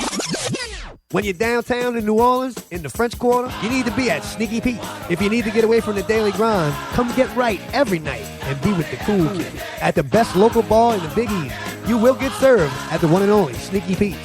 The place to be and be seen. Be there or be square. Just off Canal at 135 Charters in the world-famous French Quarter. Sneaky Pete's offers video gaming, a great jukebox, and a crowd of regulars that you will easily become one of. You might never leave. It's open 24 hours, 7 days, all the way through. Hi, I'm Tony Romo. Hi, I'm Luke McCown, backup quarterback with the Saints. Hi, I'm Peyton Manning. You're listening to WSLA 1560 AM, home of the Sports Guru Show. Oh, yeah.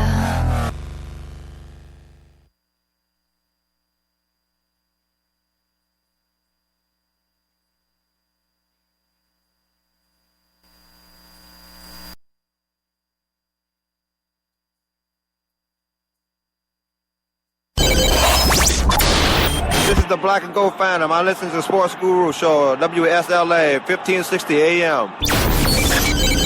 Run the track, run the track, run the track. This is Baby Doll, and you're listening to WSLA 1560 AM, home of the Sports Guru Show.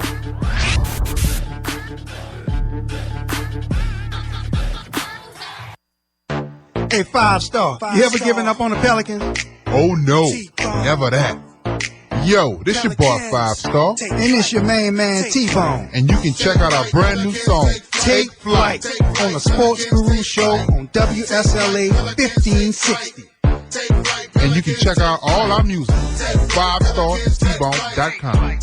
You can also check us out on iTunes, Google Play, and Amazon MP3. Go get that. The station. This is Joe Horn, former New Orleans Saints, and you're listening to the Sports Guru Show on WSLA 1560 AM. Follow us on Twitter right now. Yeah, boy! When you're downtown in New Orleans, in the French Quarter, you need to be at Sneaky Pete's. If you need to get away from the daily grind, come get right every night and be with the cool kids. At the best local bar in the Big East, you will get served at the one and only Sneaky Pete's. The place to be and be seen. Be there or be square. Just off Canal at 135 Charters in the world-famous French Quarter. Sneaky Pete's offers video gaming, a great jukebox, and a crowd of regulars that you will easily become one of. You might never leave. It's open 24 hours, 7 days, all the way through. Hi, I'm Tony Romo. Hi, I'm Luke McCown, backup quarterback with the Saints. Hi, I'm Peyton Manning. You're listening to WSLA 1560 AM, home of the Sports Guru Show. Oh, yeah. Turn around and place your hand behind your back, please. Touch your head, please. Wait. If you'd like to, go ahead and grab a book. No. Time is it's 2 in the morning. Hello? Can you come get me?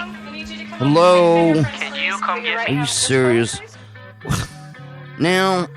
In the unfortunate event of an arrest, contact Chris Roberts bail bonds. Who? You know who to call. They got a long family tradition of service. With a pedigree that guarantees a timely release. The experienced and expertly trained staff will open the doors to freedom. I'm glad to know about All right. I'll do it. I'll call 504-273-0542. Contact Chris Roberts bail bonds at yahoo.com. A trusted name in bail bonding.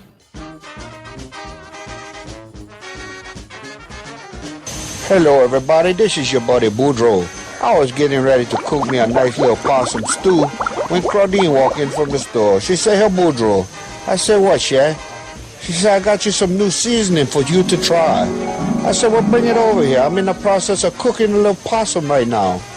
She gave me a little bottle with a pretty crawfish on the front. It's called Red Claw Cajun Seasoning. I look at the front, say low sodium, no MSG, gluten free. I say, man, this probably not no good if it's healthy for you. Oh no. I know. Anyway, I figure I'd try it out. So I seasoned that possum up. Oh, I cooked it in my black iron pot for about 2 hours. Let me tell you, Chef, had the whole house smelling good. My possum had magically turned into a filet mignon in my mouth. You go out and try Red Claw Cajun Seasoning at www.redclawcajunseasoning.com, or you could call them at 985-212-0334. Tell them Boudreaux sent you. Attention New Orleans, Slidell and surrounding areas. Get ready for a Wake Up the Mind Mardi Gras hip-hop concert. Performing live PTP. The ingredient of now, every moment is born. Sprinkle energy in the mix as I hold it in form. So many broken and torn from society's atrocities. That's why I constantly deliver hope consciously. Truth Seeker. 33 vertebrae aligned, including the leading mystic fire travel highway up my spine. As we journey through the sands of time, the primate mind state will be left behind. And I'm a star seed with the stars. And the voice. This ain't no flip flops, y'all chase fame like a big shot. I'll make it pay, got a real job, got a real trade. Better days won't switch blocks. No movie, no Hitchcock. Don't feel the same. Powerful conscious rap and hip hop. Saturday, February 6th. At the Corner Pub, 230 Cousin Street in Slidell, Louisiana. Concert starts at 10 p.m. Presented by the Daily Resistance.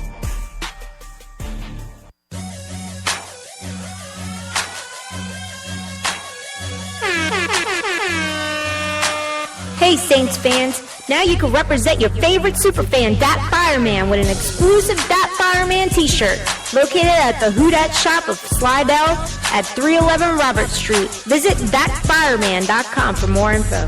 And remember, that's datfireman.com with a D-A-T. A portion of the proceeds from the sale of each shirt will go to families of police officers and firefighters killed in the line of duty. When you're downtown in New Orleans, in the French Quarter, you need to be at Sneaky Pete's. If you need to get away from the daily grind, come get right every night and be with the cool kids. At the best local bar in the Big East, you will get served at the one and only Sneaky Pete's. The place to be and be seen. Be there or be square. Just off Canal at 135 Charters in the world-famous French Quarter. Sneaky Pete's offers video gaming, a great jukebox, and a crowd of regulars that you will easily become one of. You might never leave. It's open 24 hours, 7 days, all the way through.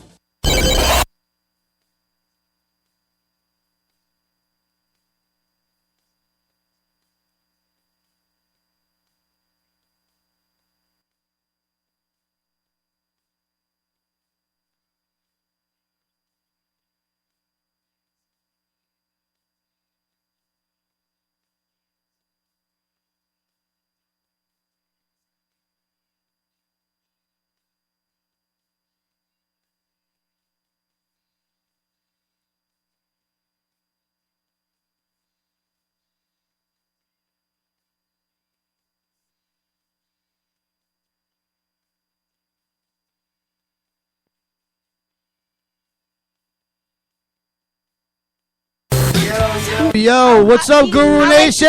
Where you at out there? Give me a call, 985-643-1560. Check in with the Amish wonder, Mr. Down the Road, Tracy Evans. Check in with Marquette. All right. Check in with my boy, Andrew. What's going on? Holla at Baby Doll. And Baby Doll, we got somebody checking in with us right now? Yeah, we got a caller on the line. Oh, I don't believe that. Hey, what's going on, man? It's Goyam from Battle New Orleans Radio. What's up, Jimmy? Hey, man. No, this is Goyam.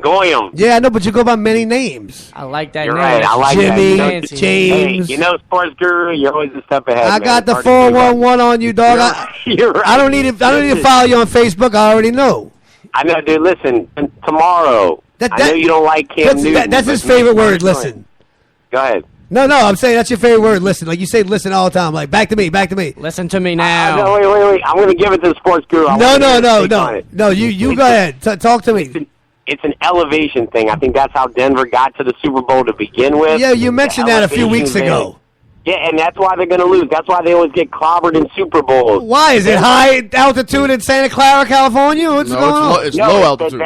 It's a neutral zone. It's a neutral site. The elevation in Denver makes them win those home games and those because playoffs. It's harder on the other team. Is that what you're saying? Andrew, tell him how stupid he is. Okay, that's what. I know Sports Guru does not want Cam Newton to win. Yeah, but it ain't got nothing to do with the air and altitude. But what about the away games when they play away? You're right. Look, they have talent. Don't get me wrong, dude. It ain't got nothing to do with the altitude. That's a myth. But football is football. It can be 30 degrees, 100 degrees, whatever. Come on now. Listen, I hope so. I hope Cam Newton loses. I hope he loses horribly. I want Peyton Manning to go right off with the little... Because it's a sentimental journey. You know, right off into the sunset on Trigger. But, hey, Andrew, Goyam, give me some more nuts and bolts on how this game could go either way besides the altitude. Listen, Denver has to jump on them early. Thank you, Tracy Evans. I think Carolina's going to beat them. I really do think so. Right. I'm hopeful that Peyton wins it. I really do. I think they're gonna minimize his long throws. I think they're going to play a pretty simplistic... I mean... Okay. If it was me, I would surprise them. I think Carolina and Rivera is... Goyam's in the house. Goyam's in the house. Well, let me ask you this, Jimmy. What is the consensus in your friend group and your peers and people around you as you're talking? I'm not talking about the national TV shows and whatnot, but in your people, would you hear people saying, who's everybody saying is going to win? A fan favorite is Denver. No, I'm talking about your friend group, the people. Most people I'm hearing. Right, we established you think Denver's going to get it. So that's the consensus over here as well. That's crazy because everybody's saying Carolina's going to win, but Vegas is still only got a 5-point underdogs. That's a touchdown, bro. That means that Vegas knows that this game could be a Denver victory. And look, I know y'all are busy. Oh, the spread would be 20. If y'all can carve out some time, come on out to Slidell and meet up with a Sports Guru Nation. Yeah, you're right. Sports Guru, Baby Doll, Corner Pub tonight. You got some people over there. You got some artists over there, huh? That's right. Come see Baby D. We got free rap concert tonight. Anti-New World Order rap. Yeah, you got your boys from the East Coast, huh? Where they from? Anti-New Order. They're from all over Mississippi, Alabama, Kentucky. Right. And it's a free show, 10 p.m. on, 21 and up at the Corner Pub in Slidell tonight. Yes, indeed. Get in, Damien. Don't deal with that. Don't deal with the fallen gun shells. Yeah, right. All over the place in New Orleans. Stay in Slidell. Go hang out with the Battle of New Orleans. And the Sports Guru. Yeah, you're right, bro. It's going to be fun over there. We're going to see y'all tonight. Looking forward to it. Yeah. Invite all your people. I know you got a lot of people in clientele. So make sure everybody knows if you want to have a safe night and some new folks. Come on out tonight to the Corner Pub. Give me a score, Goyim. Give me a score for this game before I let you go. I'm talking about your personal score for this game. He's gone. Goyim's in the house. That's right. He's a cheerleader. He cheerleads the Battle of New Orleans. Made an exit. But I mean, that's awesome. That's our brother show over there, WGSO 990 AM. The Battle of New Orleans. They got something you can read about on the internet. The Daily Resistance, and these dudes they fighting for America, bro. They trying to get it back to where it's we the people again and not the government against the people. So you got to give them their shout outs. We love having them. They have a real powerful message. Absolutely. And me and Baby Doll went and spit it on their show as guest host, and they love this, and we be glad to go back on the show. But I got a little Merciful Fate kicking for you, a little King Diamond, so I'm going to crank it up a little bit because I feel like rocking and rolling. And I also want to talk about the Saints because Brandon Browner is not going to be retained by the Saints. Shut up, Marquette. I knew that was your news anyway. Yeah, but that was my news, man. You stealing my thunder. Hey, all I did was give you the icing. Give me the meat and potatoes. He is obviously gone. All right, so thank God it's a great day in Saints history. It's that big of a deal? I said it the whole season. Brandon Brown leaving the Saints is that big of a deal? How many times on this show did I say that the Saints need to get rid of Brandon Brown? And obviously somebody was listening. And not only did I talk about it, but I preached it every week. General manager. You know, I was the general manager of please get rid of Brandon Brown. Yeah, because you the only one that was saying it. Everybody in the everybody was saying it. Of course, everybody was saying it, but I knew he was going to be gone. Not just hey, he's playing bad, and the Saints got to keep him because his salary cap hit is $5 million guaranteed next year, right. $6 million a year after. Right, exactly. You know, and a bonus. It's time to cut bait. And a bonus that we have to pay him as well. You know, I forget what the bonus is, but we still have to, no matter what, we got to pay him that bonus. Tracy, what that means when you're on a boat and you got to cut bait? What that means, Tracy? That means you got to trim some fat, man. You know, take some weight off the boat, baby. I feel like none of this is not a surprise, to be honest with you. Oh my God, no, that's an understatement. Totally a little dead weight. He needed to go, you know. But if they wouldn't have cut him, it would have been almost easy to understand because of the cap hitting the money that they would have to do. But if they would have kept him out, they had to have him be a safety, not a cornerback. He can't run. He signed a 3-year deal at $15 million.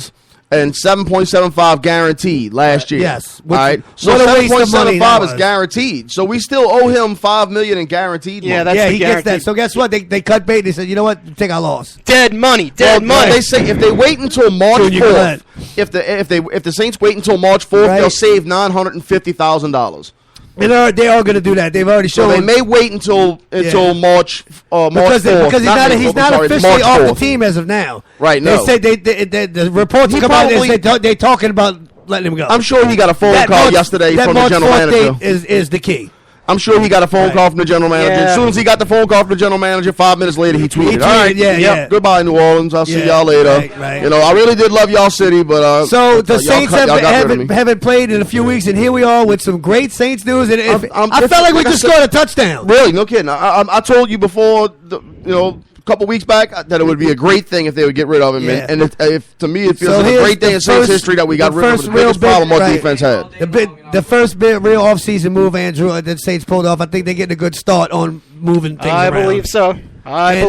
Next thing we got is maybe another player or two get cut before the draft, and then we got the draft coming up. And I'm hearing what people are saying about the draft. Saints are picking, 10 or 13? 12. 12? So it's only one pick higher than last year, so kind of still in that middle of the pack where after 8 and 9, you really missed out on those key players you wanted. And it's a stretch to pick those players in between 9 and 14 because the top guys are going, and I'm not saying you're guessing at that choice, but you already wishing you had somebody else. And the Saints haven't done that well in the draft. Except last year, the Saints, they just happened to hit on everybody, which I think was luck. But what are you hearing, Marquette and Andrew? What are y'all hearing about who they're going after? I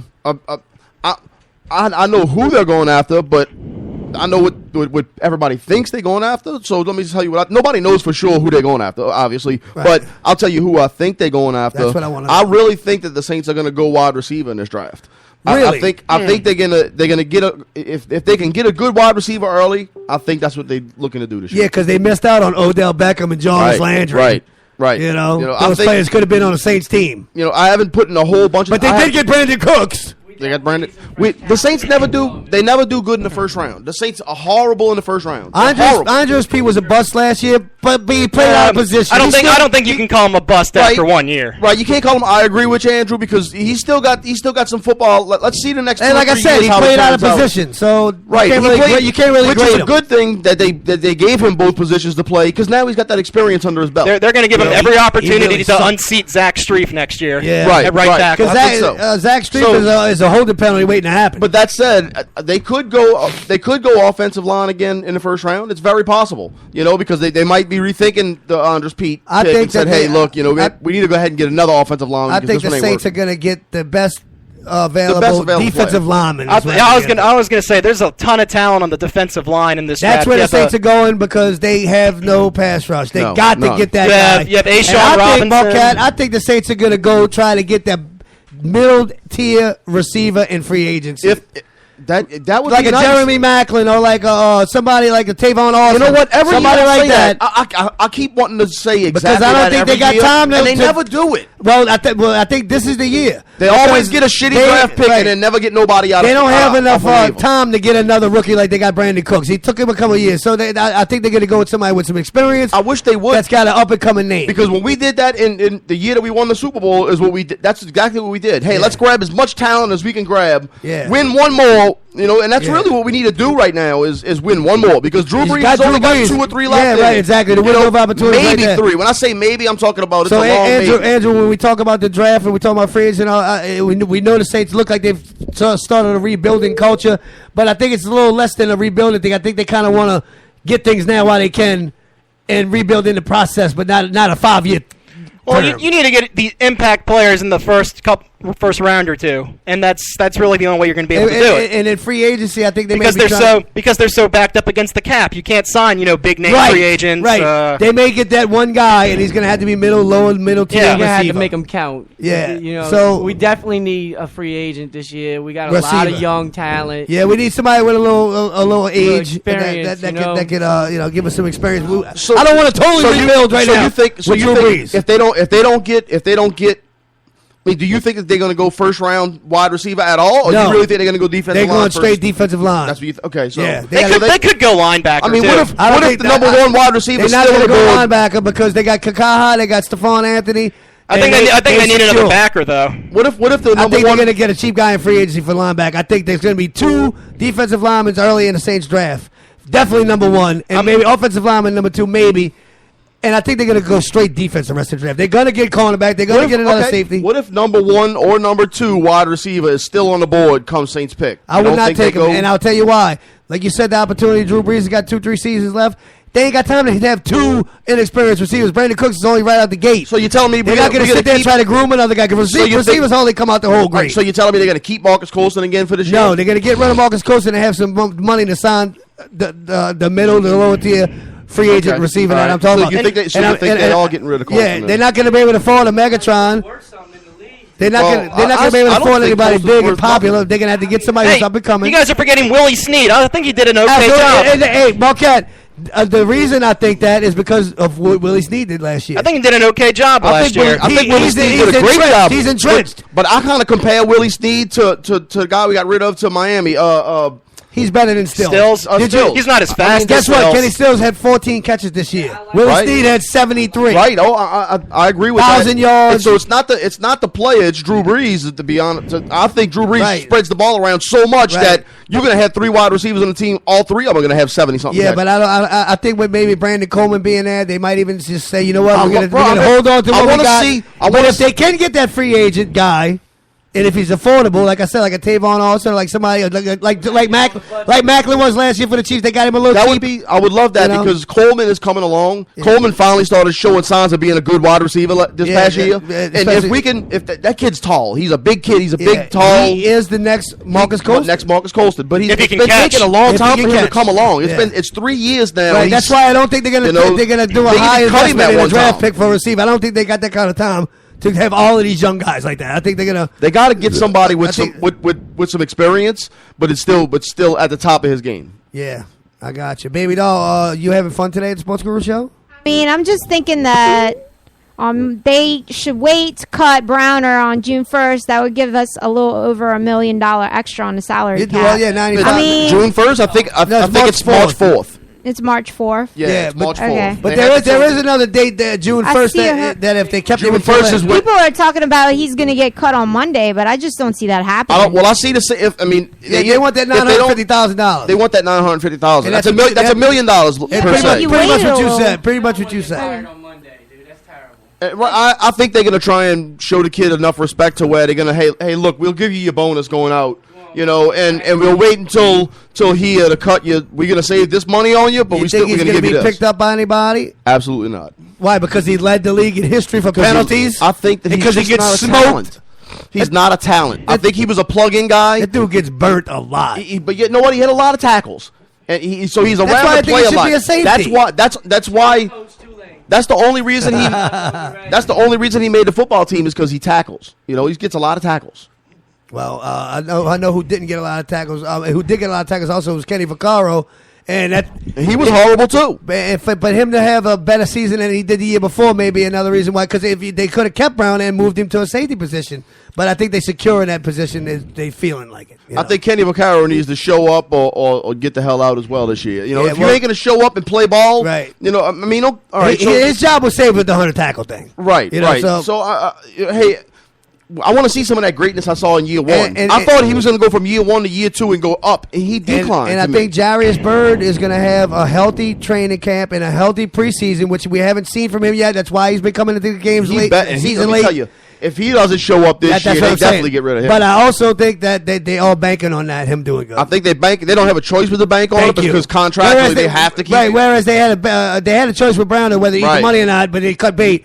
With Bird, I think they're gonna. They owe Bird way too much to try and cut him. Yeah, and we already paid him on front end. Right. He's got a large chunk of the Saints money in his pocket walking around right now. That was a great acquisition by the Saints. I mean, he was a Pro Bowl player from Buffalo. It was a good acquisition had he played to his potential, but he was injury ridden. Yeah. We picked him up with an injury. We picked him up injured. Yeah, damage. Just like with the Saints. What's wrong with Mickey Loomis? The Saints are notorious for that, but you know what? We got Drew Brees that way. Yeah, and that's what he's thinking. I believe Mickey Loomis is thinking. Just because they're injured don't mean they're not. What was Nick Saban thinking when he went to Miami and they were like, Nick Saban was like, you know what? Why don't you go see our doctor? And Drew Brees is like, you know what? I already got my shoulder. Right, I got my. Yeah. I don't have to do any tests for y'all. And then that day, Sean Payton and Mickey Loomis called Drew Brees and they took him out to Galatoire's, took him out on the 10. Look, they didn't ask him nothing about his shoulder. They just said, we want you to be our quarterback. That's it. Decision made. You know what? They already Nick Saban missed the boat on that one, and I'm very happy about it. Yeah, not only did he miss, I think he put an offer on the table for Drew that year, but he just didn't. Not enough. And that was speculated on how bad was his shoulder story. So he's like, I got my shoulder repaired. So let me ask you this: so if Miami picks up Drew Brees instead of New Orleans, does Miami go to a Super Bowl? No, absolutely not. Because they wouldn't have. It's the combination of Sean Payton and Greg Williams and the defensive playmakers they had: Sharper, Vilma. Right, McKenzie. Right, and which, like I said, we had a bunch of veterans, which was great. But I think that you have not seen the end of playoff and Super Bowl activity in New Orleans as long as we have Sean Payton. As long as Sean Payton is there. Yeah, I got it. We don't have to have Drew Brees. I really think that Sean Payton he could be building like a Bill Belichick culture. You got to remember, Sean Payton was the offensive coordinator while Bill Belichick was the defensive coordinator underneath Tuna. Right. Parcells. Under Parcells. All of which what a loaded coaching staff. Right, exactly. So, I mean, look at that. The Giants back in the day, how great they were to have those three guys at the helm. I mean, how could you lose? Imagine this today if you was to take those three guys and put them back into the NFL on the same team. Yeah. Oh my God, that team would run the Super Bowl, run the NFL for the next 10 years. Right. You know. Well, talking about Super Bowl history, I got a little trivia. Troy Aikman, how many rings does he have? No Googling. You're looking at us right now, so I'm going to say what I think is 3. That's exactly right. Yeah, that's what I was thinking exactly too. Right. I thought it was 3. And the third Super Bowl that Dallas won, of course, they beat Buffalo twice, right? Back to back. They had a hiatus where Steve Young's 49ers came and destroyed San Diego, and then Dallas got back into the Super Bowl for the third time against the Steelers. Who was the MVP of that game? Oh, it's a trick question because it's not obvious. I know who you I still want got to Emmitt say. Smith. You still got Michael Irvin. You still got Troy Aikman. But it wasn't none of them. Yeah, I was going to say it's not them. I was thinking one of them, but well, if you remember how that game went, Cornell Stewart was kind of playing like the H-back, but they didn't use him like you would have expected him to do. Neil O'Donnell kind of was in the game most of the time, running the ball. Neil O'Donnell. And then at the end of the game, the Steelers were down by like a touchdown, driving. And Neil O'Donnell throws a sideways interception to the sideline. Larry Brown picks it off and takes it down to the house. Huh? Exactly. And then the next drive, Pittsburgh's got another shot. Same exact thing happened. The same exact play. So Larry Brown was the MVP with the 2 interceptions. Right. Which I didn't even. I remember. I don't think he played well enough to be the MVP. I think he was just there at the right time. Bad passes. So. Well, I also think. I also think the NFL's under that gun right now as well. Hey, every year we got a quarterback being an MVP of the NFL. Every year in the Super Bowl. Every single year the quarterback is, So are we going with that trend again this game? Right. Or do we break that trend? There's a bet for you. I got you. Yeah. Well, you see Seattle when they destroyed Denver 2 years ago, defensive MVP. You seen the Tampa Bay when they beat the Raiders, defensive MVP. That's 2. And then the Super Bowl that Byron mentioned earlier, the Broncos and the Cowboys 77 and 78, Randy White, defensive MVP. And check this out. In Super Bowl 5, of course, the Baltimore Colts were returning 2 Super Bowls from their loss to the Jets, the greatest loss in NFL history. They were 22-point underdogs, and they lost to the AFL, which was the upstart league, and Joe Namath. So let me tell you something. The Baltimore Colts were 13-1 that season, and they were heralded as the best team ever, kind of like the 85 Bears. And to go lose to the Jets, the upstart league, and then 2 years later, in Super Bowl 5, the Colts were back into the Super Bowl playing against Dallas. It was one of the worst Super Bowls with turnovers and whatnot. And guess what? I remember that. The MVP of that game, Chuck Howley, linebacker for Dallas, in a losing effort. So there's another defensive person MVP, but they lost. That's father. I know. That's the only time you ever seen a defensive a player from a losing team getting an MVP in the Super Bowl. Right. Because that's how whacked out that game was. You had nine turnovers. It was crazy.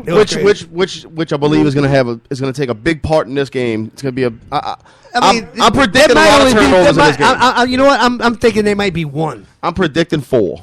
If it's 4, it's going to be a Carolina victory. I'm predicting 4 turnovers in this game. And if it's 4 turnovers, no matter, because when you hear the word turnovers in this game, and the first thing that comes to mind is Peyton Manning throwing an interception. That's the first thing I'm thinking about. Thank you, Mark Cap. Does Peyton Manning throw any interceptions in this game? That's going to be the big question. Andrew, you think the turnover differential is going to be a big factor like Byron said? That's going to be one of the keys, I think. Yeah, you're right. Well, baby doll, I got Tracy Evans in the house. Holla at your boy. Hey, Take baby. Fight. Tracy, having fun? I'm having a blast as always. Well, look, this is a little down from New Orleans. You ever heard of them? And this is a song called Hail a Leaf. Baby doll, take us to a commercial. That was good. That was good. It was all right. Yeah.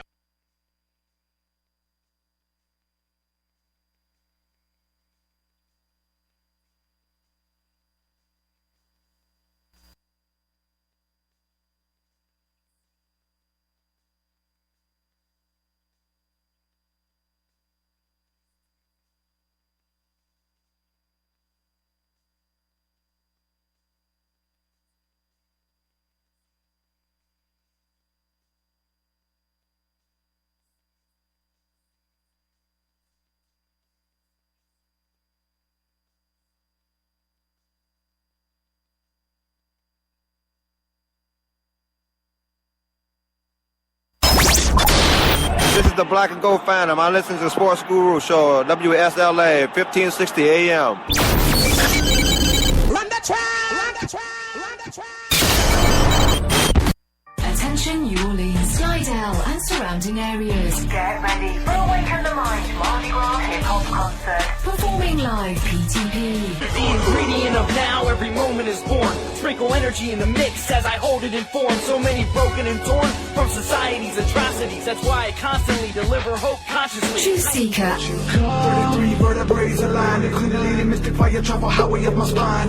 As we journey through the sands of time, the primate mind state will be left behind. And I'm a star seed with the stars. And the voice. This ain't no flip flops, y'all chase fame like a big shot. I'll make the pay, got a real job, got a real trade. Better days won't switch blocks. No movie, no Hitchcock, don't feel the same. Powerful Conscious Rap and Hip Hop. Saturday, February 6th. At the Corner Pub, 230 Cousin Street in Slidell, Louisiana. Concert starts at 10 p.m. Presented by The Daily Resistance.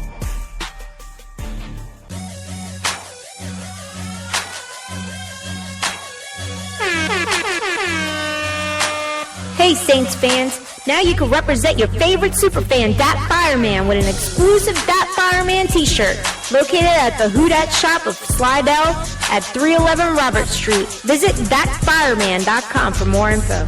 And remember, that's datfireman.com with a D-A-T. A portion of the proceeds from the sale of each shirt will go to families of police officers and firefighters killed in the line of duty.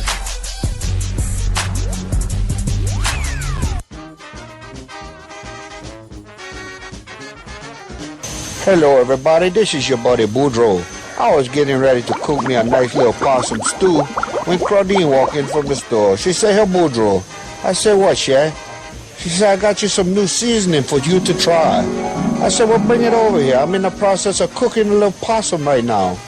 She gave me a little bottle with a pretty crawfish on the front. It's called Red Claw Cajun Seasoning.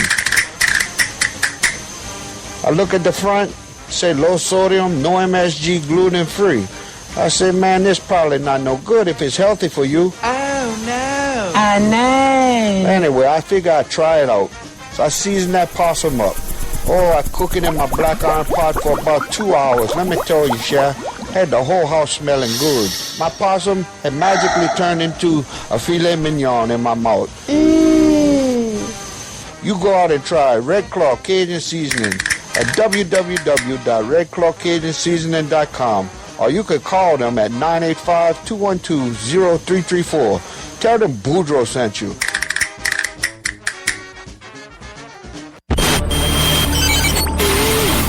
The station. This is Joe Horn, former New Orleans Saints, and you're listening to the Sports Guru Show on WSLA 1560 AM. Follow us on Twitter right now. Yeah, boy! When you're downtown in New Orleans, in the French Quarter, you need to be at Sneaky Pete.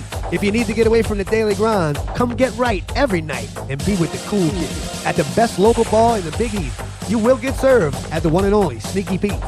The place to be and be seen. Be there or be square. Just off Canal at 135 Charters in the world-famous French Quarter. Sneaky Pete's offers video gaming, a great jukebox, and a crowd of regulars that you will easily become one of. You might never leave. It's open 24 hours, 7 days, all the way through.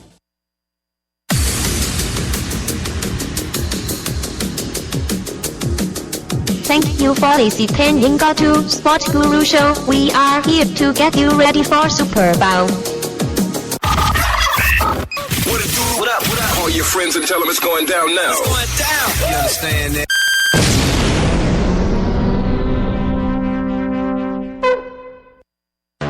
Hey, 5-star, you ever given up on the Pelicans? Oh no, never that.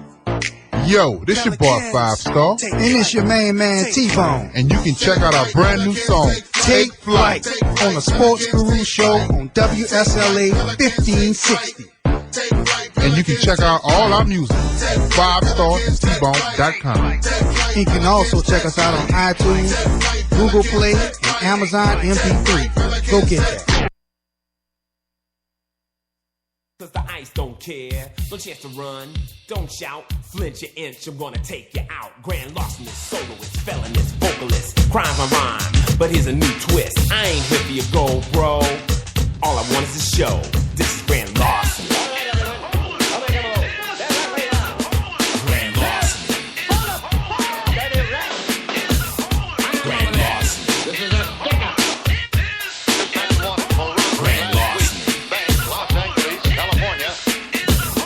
lay low for a show, and then Yeah, it's gonna have to be grand larceny for one of these teams to break out and win. Tracy, if Denver don't start early, they might be in trouble. Charge. Yeah, you better call their legal people. You think Cam Newton can maybe throw an interception this game? I don't know, bro. You think he can fumble maybe to give us one? He might fumble. I don't know about the interception. He might fumble. I don't know. I don't see Cam Newton fumbling. I do see an interception though. I do see that. That's very possible. I like to see somebody knock his freaking block off. What it's going to be, I don't know, but I see one turnover in there. And that's what I think it's going to be. Marquette, you said it's going to be a lot of turnovers. I think it's going to, like I said, I think it's going to be a full turnover game. I think it's going to be 2 turnovers per team. Oh, that's a big and I believe it's going to play a key factor for Carolina because Carolina can score off of turnovers. We've seen that in the playoffs in particular. Will Denver score off their turnovers? Right. That's the issue. Well, we got a call on the line at the Sports Guru Show. Who are you and where are you at? We got Nathan from Slidell. How y'all doing today? Oh, what's up, bro? We out there dealt with you, baby what's boy. Happening, Nate? It's nice outside, huh, dog? Man, it's beautiful outside, man. Yeah, we're trying to be free out here in America, Daddy. Oh. Yeah, y'all heard that. We got Nathan on the line. My boy, the Daily Resistance is in the house. The Battle of New Orleans. What's up, Nathan? Man, what's happening? I know y'all talking Super Bowl right now. Yeah, bro. That's what we on right now.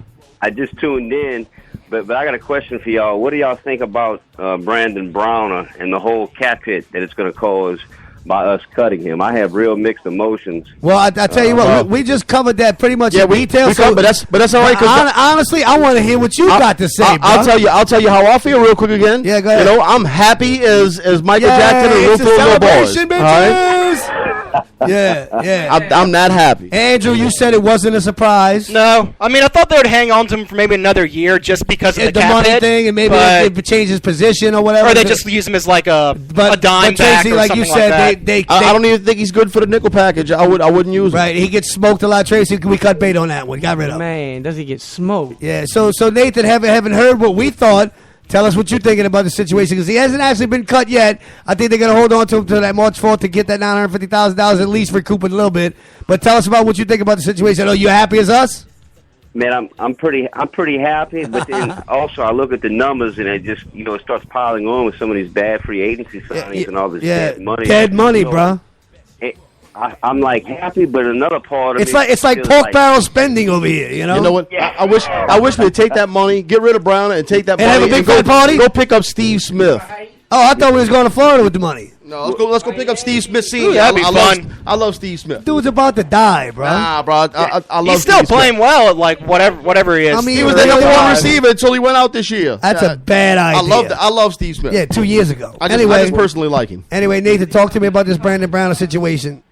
I mean, then. Nathan? Are you having like a Brandon Browner going away party?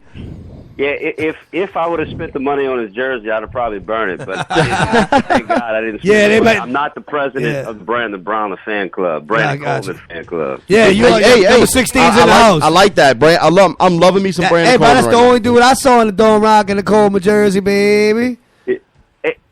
I mean, so like I said, I just tuned in and started listening a little bit ago. So what?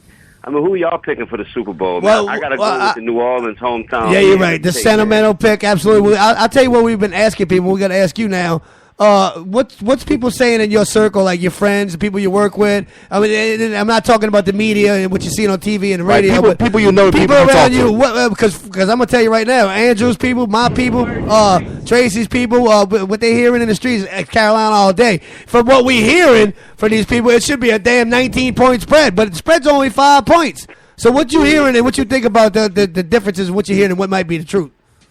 Man, I'm gonna be honest. I'm pulling for Peyton Manning, but we know he has struggled in some of these big games. But that being said, maybe there's like some sentimental stuff, that's going to happen because he did get benched, and now he's come off the bench and he played very well. So we have a great defense as well. And we all know the horrible loss he suffered the last Super Bowl. His legacy was tarnished by that. I don't think he wants to go out 1-3. That might be the NFL. All of that might be factors with this personal journey that Peyton Manning's taking. That could be the greatest story in the NFL if Peyton Manning does win this game. You know, you're talking about later on, 10, 15 years down the line, people will all still be talking about it, right? Yeah, but honestly, so will that play into a factor in this game? I think the fact that he, like I said, he wants to have an untarnished Super Bowl legacy. He doesn't want to be 1-3. But I don't think it would be like the greatest story, because I think that Peyton Manning has a great chance to win the game. So it's not like this big Cinderella upset story that's possibly had.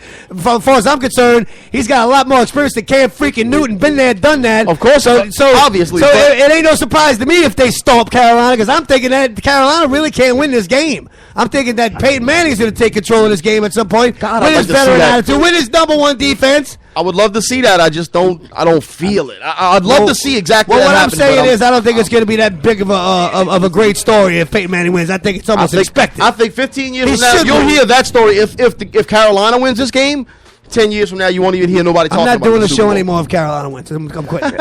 Amen to that. Nathan, talk to us a little more about Super Bowl 50, brother.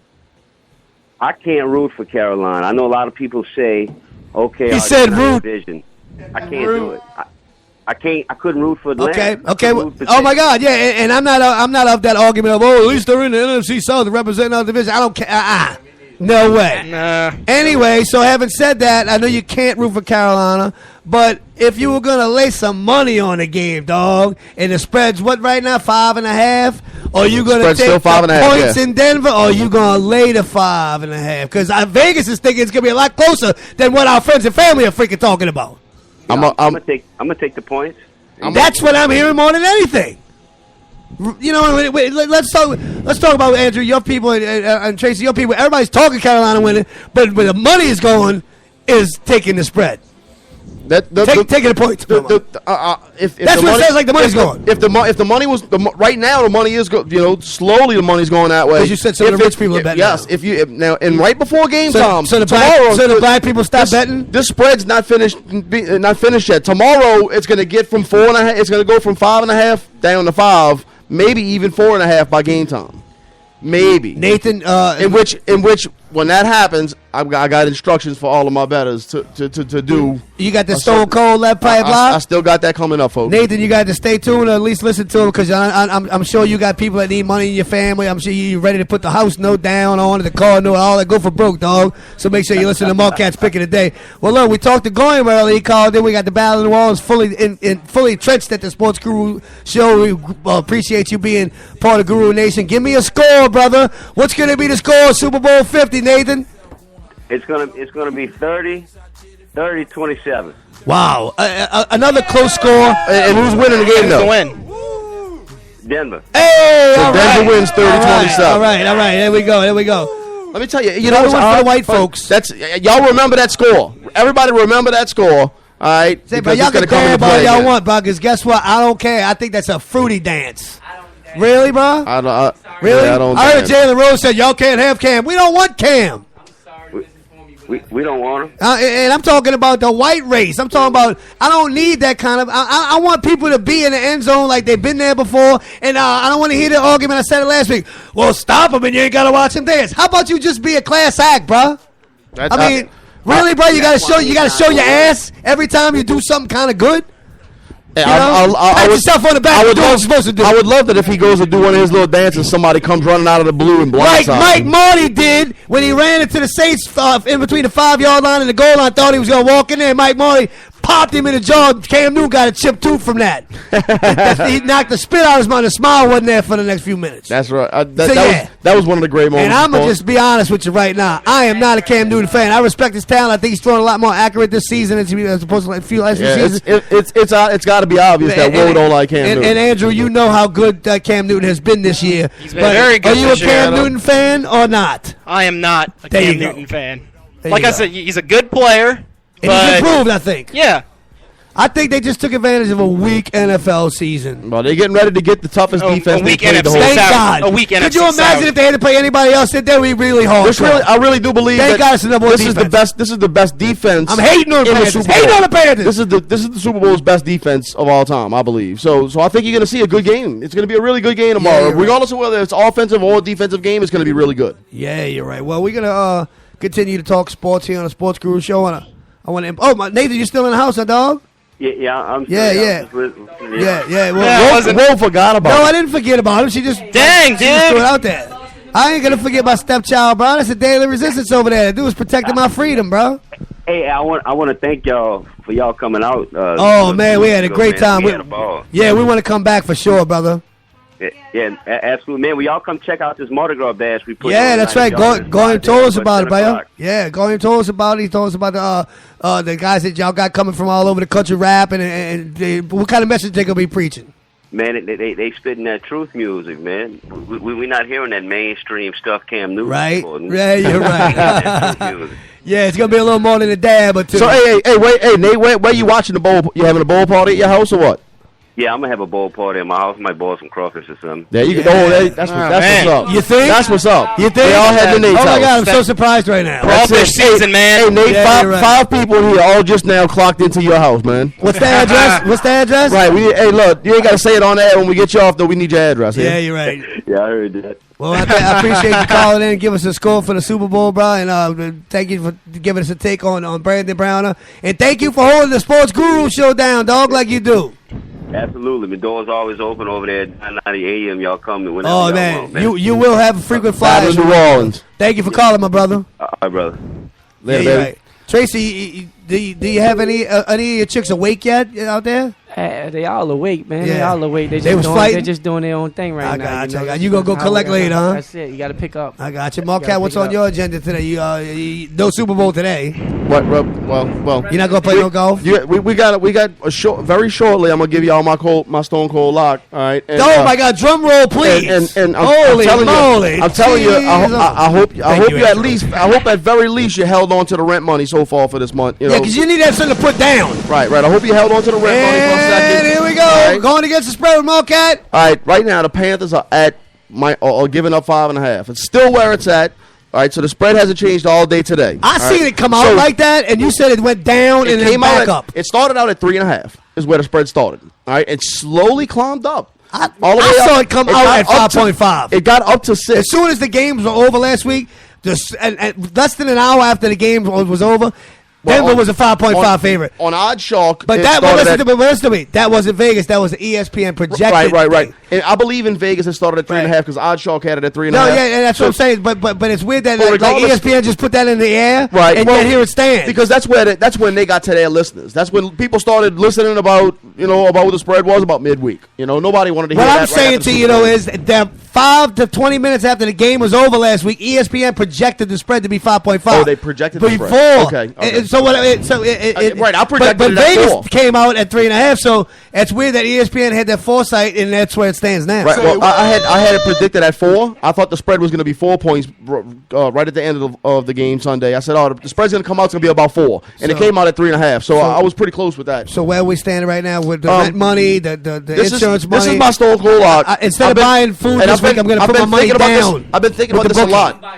I'm going to give some instructions on how I think this one should work. I think right now, the way it sits, you should take the Broncos. All right, and take the points. As long as it's anything up to 4 points. Gary Vanette's dad always told us take the underdog. Take the Broncos, anything up to 4 points. All right, but once if it gets to 4 points, or if it gets to 4.5 even. It's staying at 5.5. I'd go with the Panthers. So right now, it's not going to change by 5:30 tomorrow. I'm going to tell you why. Because more people expect Denver to show up in this game than what we're talking about. That will cause the spread would be 9 or 12. You know what? It's less than a touchdown, brother. Because it should be the spread in this game should be probably about 7. According to everybody you freaking talk to or listen to on goddamn TV. It should have started out at 7, okay, which is what anybody that says, okay, well, I'm going to guess the spread. It should have came out at 7. Right. Because anybody knows Carolina puts up that many points just in the first half of the game. Yeah, but obviously people are looking at the defense that they're going to have to face. That's what I'm thinking. Everybody's thinking. Yeah.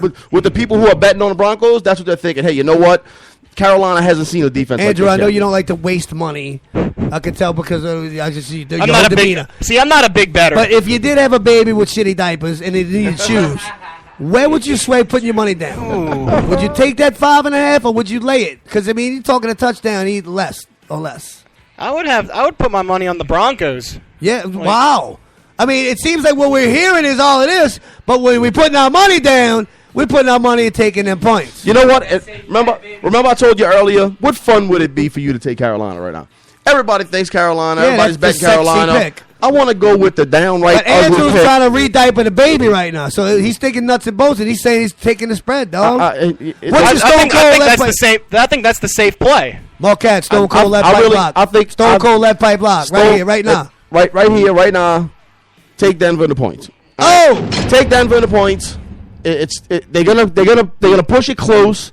This is what I saw. Final score. Remember I told you. 30-27 earlier. Yeah, that's what Nathan just picked. The score is going to be 30-27, but it's going to be the other way. It's going to be 30-27, and Carolina's going to win the game. Hey Tracy, can you reach him with your foot? Close. Can you kick him in the balls? It's going to be really close. Oh, stay away from my balls. It's going to be really close. Get in and out, Tracy. Stick and move, dog. Stick and move. They're going to try and kick that field goal, and Brandon McManus is going to miss it. So Andrew's baby is going to be fine. New diapers, new formula, and everything's going to be fine. No, not if it goes if it goes 27-30, he's getting screwed because that means the Broncos lose. Well, he's taking the points. He's taking the Broncos and he's taking the Broncos at 5.5, but the Panthers are going to win by 3. That means he covers the spread. That means he covers the spread. Yeah, he covers the spread. I just want to make sure. I want to make sure these cloth diapers don't have to get washed. So I can throw them away and buy new ones. Yeah, Carolina will not cover the spread. For some reason, I thought he was going with Carolina. I got you. And not that Andrew's a betting man. But if he had a black baby, he'd be taking home a whole pocket full of cash right now. The only kind of betting I do is video poker. So that's about it. Baby doll, Cam Newton, gay or not? That's a good one. I'm just talking about the way he dresses. I mean, I seen his model. I seen his stripper girlfriend in the picture. But you know what? That could be a front. I'm not saying he's not a Bill dude. The dude could kick my ass. I mean, I would definitely fight him. But I know he'd win. Hey, but that don't mean he ain't gay just because he can fight. That's a big dude. Yeah, and I'm not politically correct on the Sports Guru Show. Don't like gays. I don't think gays should be part of anything in society. I think they need to stay in the closet. So, baby doll, answer the question. Cam Newton, gay or not? You're gay. Don't come out. No, he's not gay. Is he a freaking Fruit Loop or what? I think he might go both ways. Hey, that's gay. he's like the freaking parrot on the cartoon, dude. If you suck the Jones blow pop, you're gay. Just because you go back to the other way. Wow. All right. We have ding, ding, ding. We have a winner. I mean, no whammies. If you Google it, it seems like a lot of people have asked that question. You've Googled this. Yes. Oh, my God. I know. I saw that. I'm going to go with him and Big Frida have a private relationship. Right. Because Big Frida's like supposed to be a chick. Could be another front. I am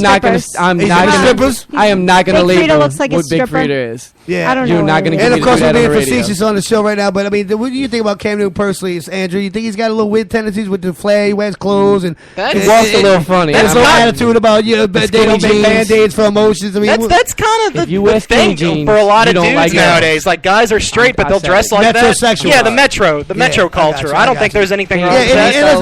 Let's face it, Cam Newton's a handsome-looking guy, impeccable dresser, got a lot of style. So I'm just hating on it because I don't like the pants. Yeah, he can buy Armani's suits if he wants because he's got the money for it. Yeah, he almost died last year. The accident he got into. Right. That's crazy. And then now he's in the Super Bowl. And look at the Panthers last year, 7-8-1. Winning the NFC South. They did win. Get into the playoffs. Yeah, what a terrible division last year. Turn it around like that, yeah. Baby doll, I want you to give us one more commercial break here. And then we're going to come back on the other side and talk to Tracy. We're going to talk to Marquette. Yeah, We're that's going to right. holler at Andrew. We're going to talk about Super Bowl 50. Y'all ain't ready. Only because we're not.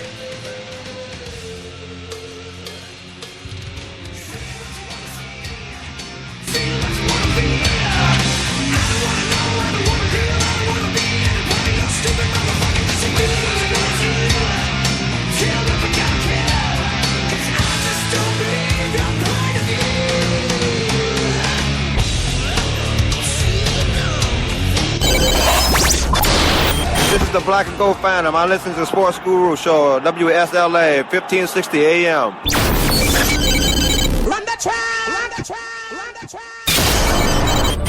Attention Attention New Orleans, Slidell and surrounding areas. Get ready for a Wake Up the Mind Mardi Gras hip-hop concert. Performing live PTP. The ingredient of now, every moment is born. Sprinkle energy in the mix as I hold it in form. So many broken and torn from society's atrocities. That's why I constantly deliver hope consciously. Truth Seeker. 33 vertebrae aligned, the clearly mystic fire travel highway up my spine. As we journey through the sands of time, the primate mind state will be left behind. And I'm a star seed with the stars. And the voice. This ain't no flip-flops, y'all chase fame like a big shot. I'll make it pay, got a real job, got a real trade. Better days won't switch blocks. No movie, no Hitchcock. Don't feel the same. It's Powerful Conscious Rap and Hip Hop. Saturday, February 6th. At the Corner Park, 230 Cousin Street in Slidell, Louisiana. Concert starts at 10 p.m. Presented by The Daily Resistance.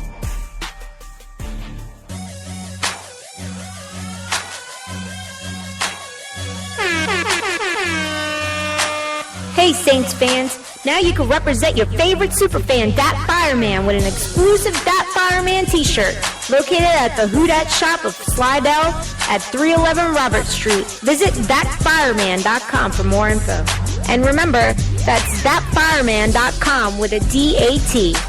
A portion of the proceeds from the sale of each shirt will go to families of police officers and firefighters killed in the line of duty.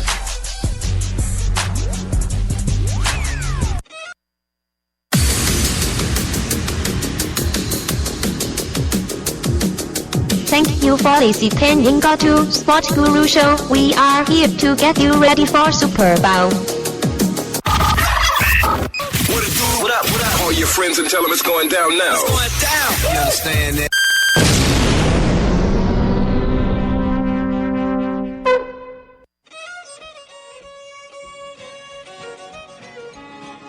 Hello everybody, this is your buddy Boudreaux. I was getting ready to cook me a nice little possum stew when Claudine walked in from the store. She said, "Hey Boudreaux." I said, "What, Shay?" She said, "I got you some new seasoning for you to try."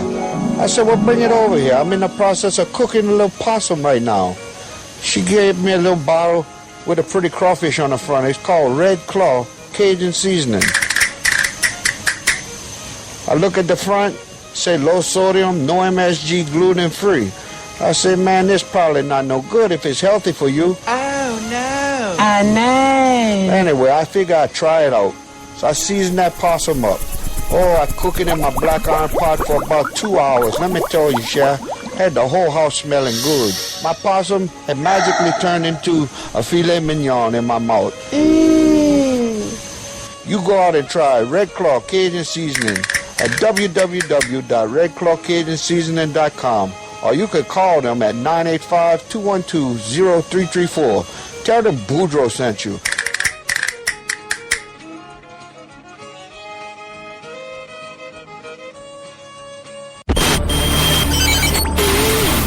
This station. This is Joe Horn, former New Orleans Saints, and you're listening to the Sports Guru Show on WSLA 1560 AM. Follow us on Twitter Right now. Yeah, boy! When you're downtown in New Orleans, in the French Quarter, you need to be at Sneaky Pete's. If you need to get away from the daily grind, come get right every night and be with the cool kids. At the best local bar in the Big East, you will get served at the one and only Sneaky Pete's. The place to be and be seen. Be there or be square. Just off Canal at 135 Charters in the world-famous French Quarter. Sneaky Pete's offers video gaming, a great jukebox, and a crowd of regulars that you will easily become one of. You might never leave. It's open 24 hours, 7 days, all the way through. Attention New Orleans, Slidell and surrounding areas. Get ready for a Wake Up the Mind Mardi Gras hip-hop concert. Performing live PTP. The ingredient of now, every moment is born. Sprinkle energy in the mix as I hold it in form. So many broken and torn from society's atrocities. That's why I constantly deliver hope consciously. Truth Seeker. 33 vertebrae aligned, the clearly mystic fire travel highway up my spine. As we journey through the sands of time, the primate mind state will be left behind. And I'm a star seed with the stars. And the voice. This ain't no flip-flops, y'all chase fame like a big shot. I'll make it pay, got a real job, got a real trade. Better days won't switch blocks. No movie, no Hitchcock, don't feel the same. soulful conscious rap and hip-hop. Saturday, February 6th. At the Corner Pub, 230 Cousin Street in Slidell, Louisiana. Concert starts at 10 p.m. Presented by The Daily Resistance. When you're downtown in New Orleans, in the French Quarter, you need to be at Sneaky Pete.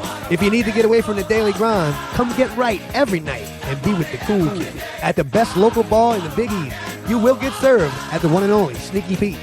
The place to be and be seen. Be there or be square. Just off Canal at 135 Charters in the world-famous French Quarter.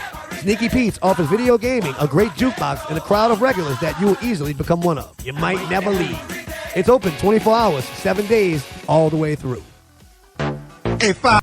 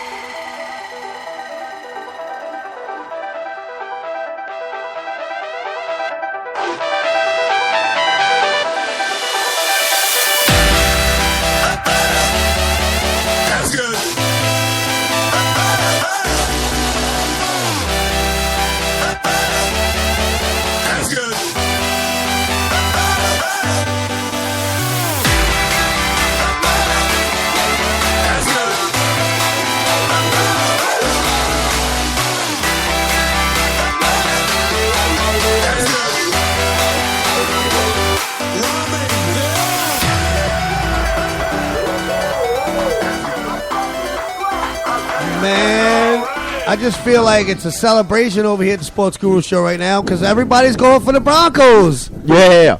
And everybody wants to take the points. How that little song goes, the Broncos song? Yeah. Go Broncos. Let's go Broncos. Broncos. Let's go. Let's go. Anyway, so Andrew, you had any trivia for me? What's up, bro? I was actually just going to bring that up before we give our scores for the game because I know I haven't given mine yet, and you haven't given yours. Right, Baby doll. Who are the 4 franchises to never even go to a Super Bowl? Okay, you got the Cleveland Browns. That's 1. Jacksonville Jaguars. That's 2. Houston Texans. That's 3. And the last one would be, this is simple for me. Wait a minute. I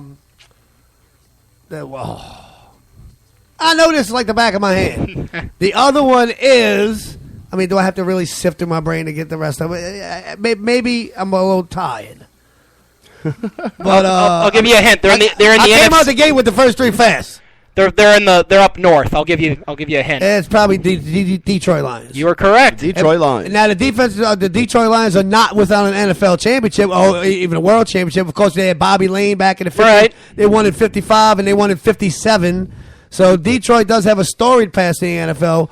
Just not since the merger. Since the NFL and NFL merge, absolutely not. Right. But I mean, they haven't had anybody, dude. I mean, you think about the Lions in the '70s were horrible. They had Greg Landry was a bright spot at quarterback. They had a tight end who was a Hall of Famer, and not really much to talk about. And when was the first Super Bowl? What year? 1967. From the '66 season. That's right. But anyways, and the Detroit finally got a little glimmer of light in the late '70s, 1980 season when they drafted Billy Sims, who was one of the best running backs in college history at that point. Made it to the playoffs in '82, but didn't do anything until they got Rodney Peete and Barry Sanders, and they finally won a playoff game in '92 against the Cowboys. Yep. And since then, nothing. You know, and they've had opportunities. The Saints beat them twice. They put a lot of players. Beat them twice. They put a lot of players that still are good football players into retirement. You know, Barry Sanders. They've had some okay years. And Megatron's talking about retiring next year. The 2 times they made it to the playoffs, and recently they lost. Stafford they ran up to the Drew Brees and New Orleans Saints. Right. Yeah. I mean, I'll be honest with you. I can't believe Calvin Johnson's saying he's ready to hang him up. Yeah, you know, but that's just how, the Detroit organization must put you through the change ringer. his mind too. I'd love for him to change his mind and come to New Orleans. Oh my God! I'll take him. Calvin Johnson, even at his age and him retiring, I just still don't think he's going to be affordable. I think it's another Carson Palmer situation. When he was with Cincinnati and he was all fed up there, he said he was going to retire. See, it could be that. Megatron looks like he's still got. So you're telling me if they cut him, and they say, okay, hey, we're going to go ahead and cut you, you think he'll try and go someplace else? I think he may entertain it behind the scenes. I'd like to. I hope. I wish he's retired. He'll go to a playoff contender for sure. I think he's still got 4 or 5 more. You think Molly Cruz really? That was their last tour? I don't think so. No. So maybe that might be the final Megatron show. Anyway, got some sports trivia here in the house. How many Super Bowls did the Broncos lose? Did they lose? 5. You think they lost 5? I think it's 5. How many did they lose? Think about John Elway.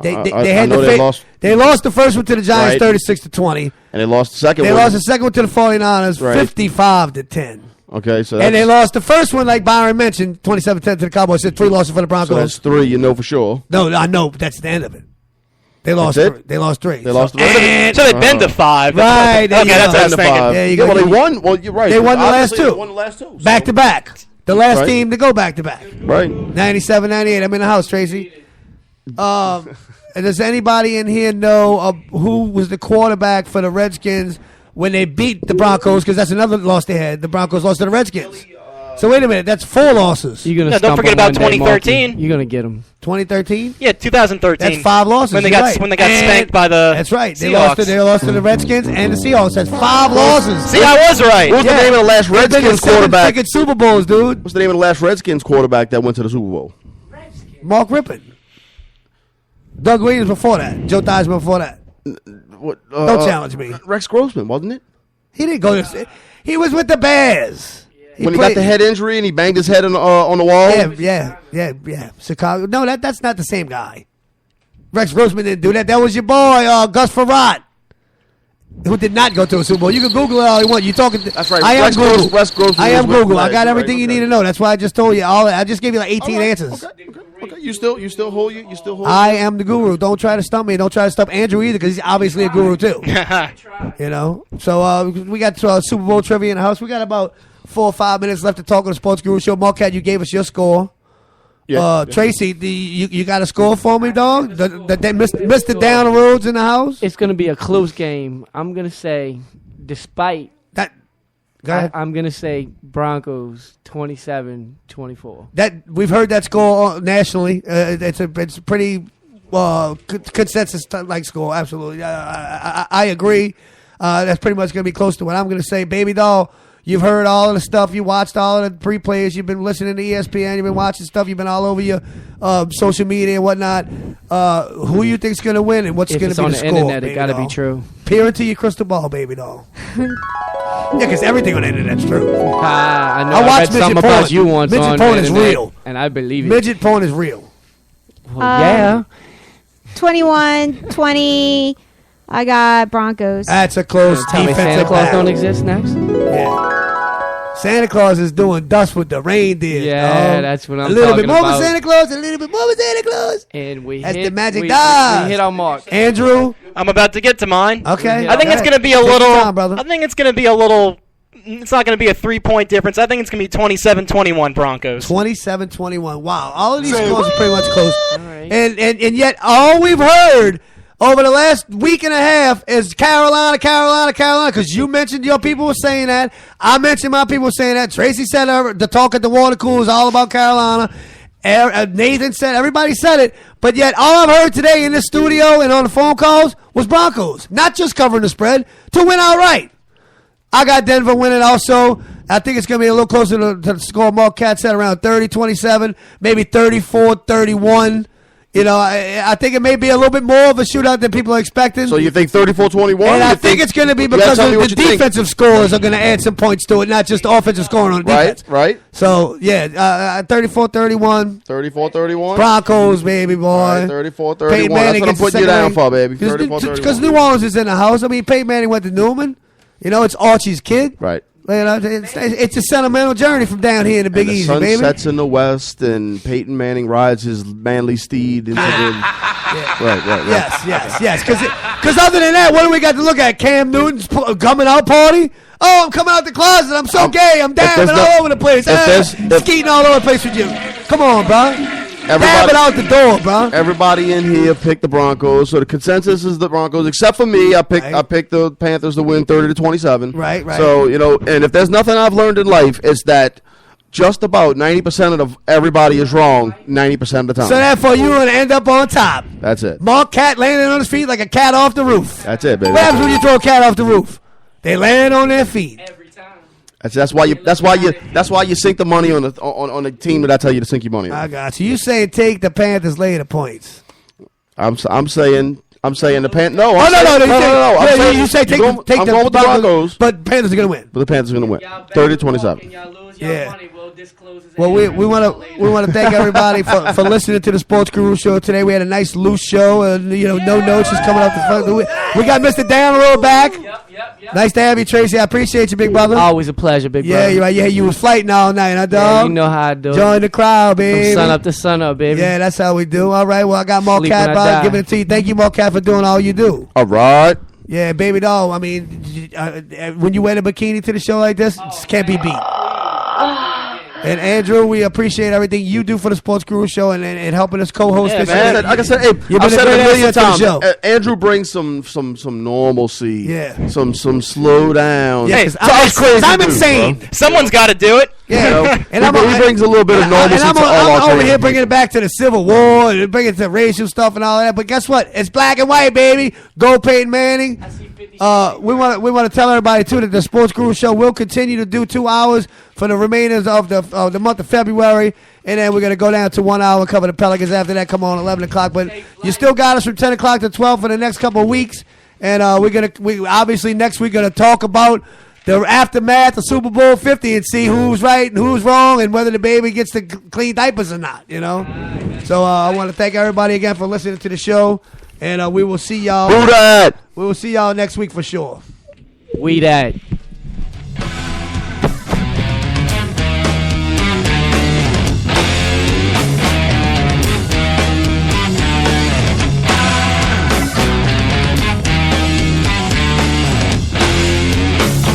Started from the start. Clearing out the headstone. Once the end, once the rain. Taking out a life belt. Living referral service. Call a place We're going 16 down. You gotta make that promise to me.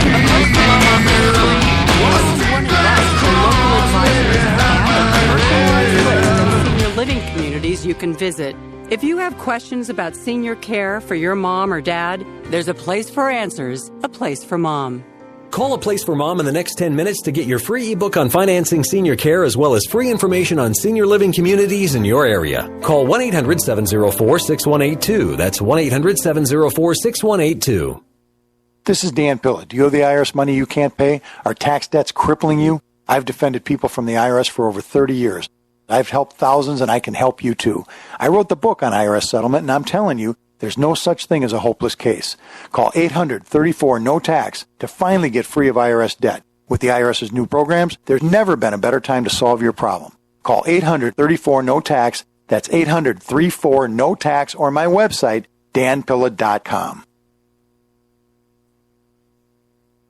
Water is the single most important thing your body needs, so you want to be sure it's the best for you and your family. Since 2005, thousands have depended on Berkey purified water. The Berkey Guy provides the lowest priced filtration systems in every size. For incredibly delicious water now and in an emergency, get to GoBerkey.com or call 877-886-3653. 877-886-3653. GoBerkey.com. Hi, this is Sophie Winnick, longtime distributor and user of Youngevity products. In the last few years, my family went through a crisis. Everything else in my life, including my business, had to be put on the back burner. Thankfully, life is getting back to normal now. But the one thing I never had to worry about was my business and my monthly commission. I've been a distributor for Youngevity for over 17 years, since before it was Youngevity. And I've got to say, the most amazing thing about this company is the people. While my family was in crisis, other distributors stepped in and helped my customers customers, simply because that's what longevity people do, even for people they don't know. For me, it has never been about getting rich. It was about a product I could stand behind, a company I could count on, and a monthly commission check that has never not once been late in 17 years. Longevity is truly a business for everyone, even people who have too much to do. I'm Sophie Winnick. I'm just like you. I have a real life, real ups and downs, but I know I will always have longevity. By now you know that wireless technology like cell phones do in fact pose dangers to the health and privacy of everyone. Block-It Pocket's wide range of products are unmatched in providing the protection you deserve. No scare tactics, just common sense. BlockItPocket.com offers quality American-made options to alleviate and eliminate these invisible dangers. Learn more at BlockItPocket.com or call 888-315-9618. BlockItPocket.com, enhancing health and privacy.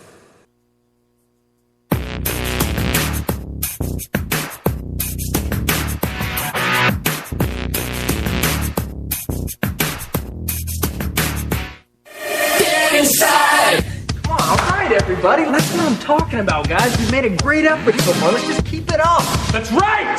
We can't have anyone freak out there, okay? We gotta keep our composure! We've got too far! There's too much to lose! We got to keep our composure! All right, guys, welcome back to the View from the Couch, viewfromthecouchshow.com on the World Wide Web. Peyton Manning, 39 years old, actually 35 days right now today away from his 40th birthday, guys. He's going to be the oldest starting quarterback in any Super Bowl in history. How does that play into things? Obviously, we saw Peyton Manning kind of struggle down the stretch through the year. I guess everybody has kind of talked that he came back at the end of the year. I don't know if that's really truly the case or if he just kind of found how to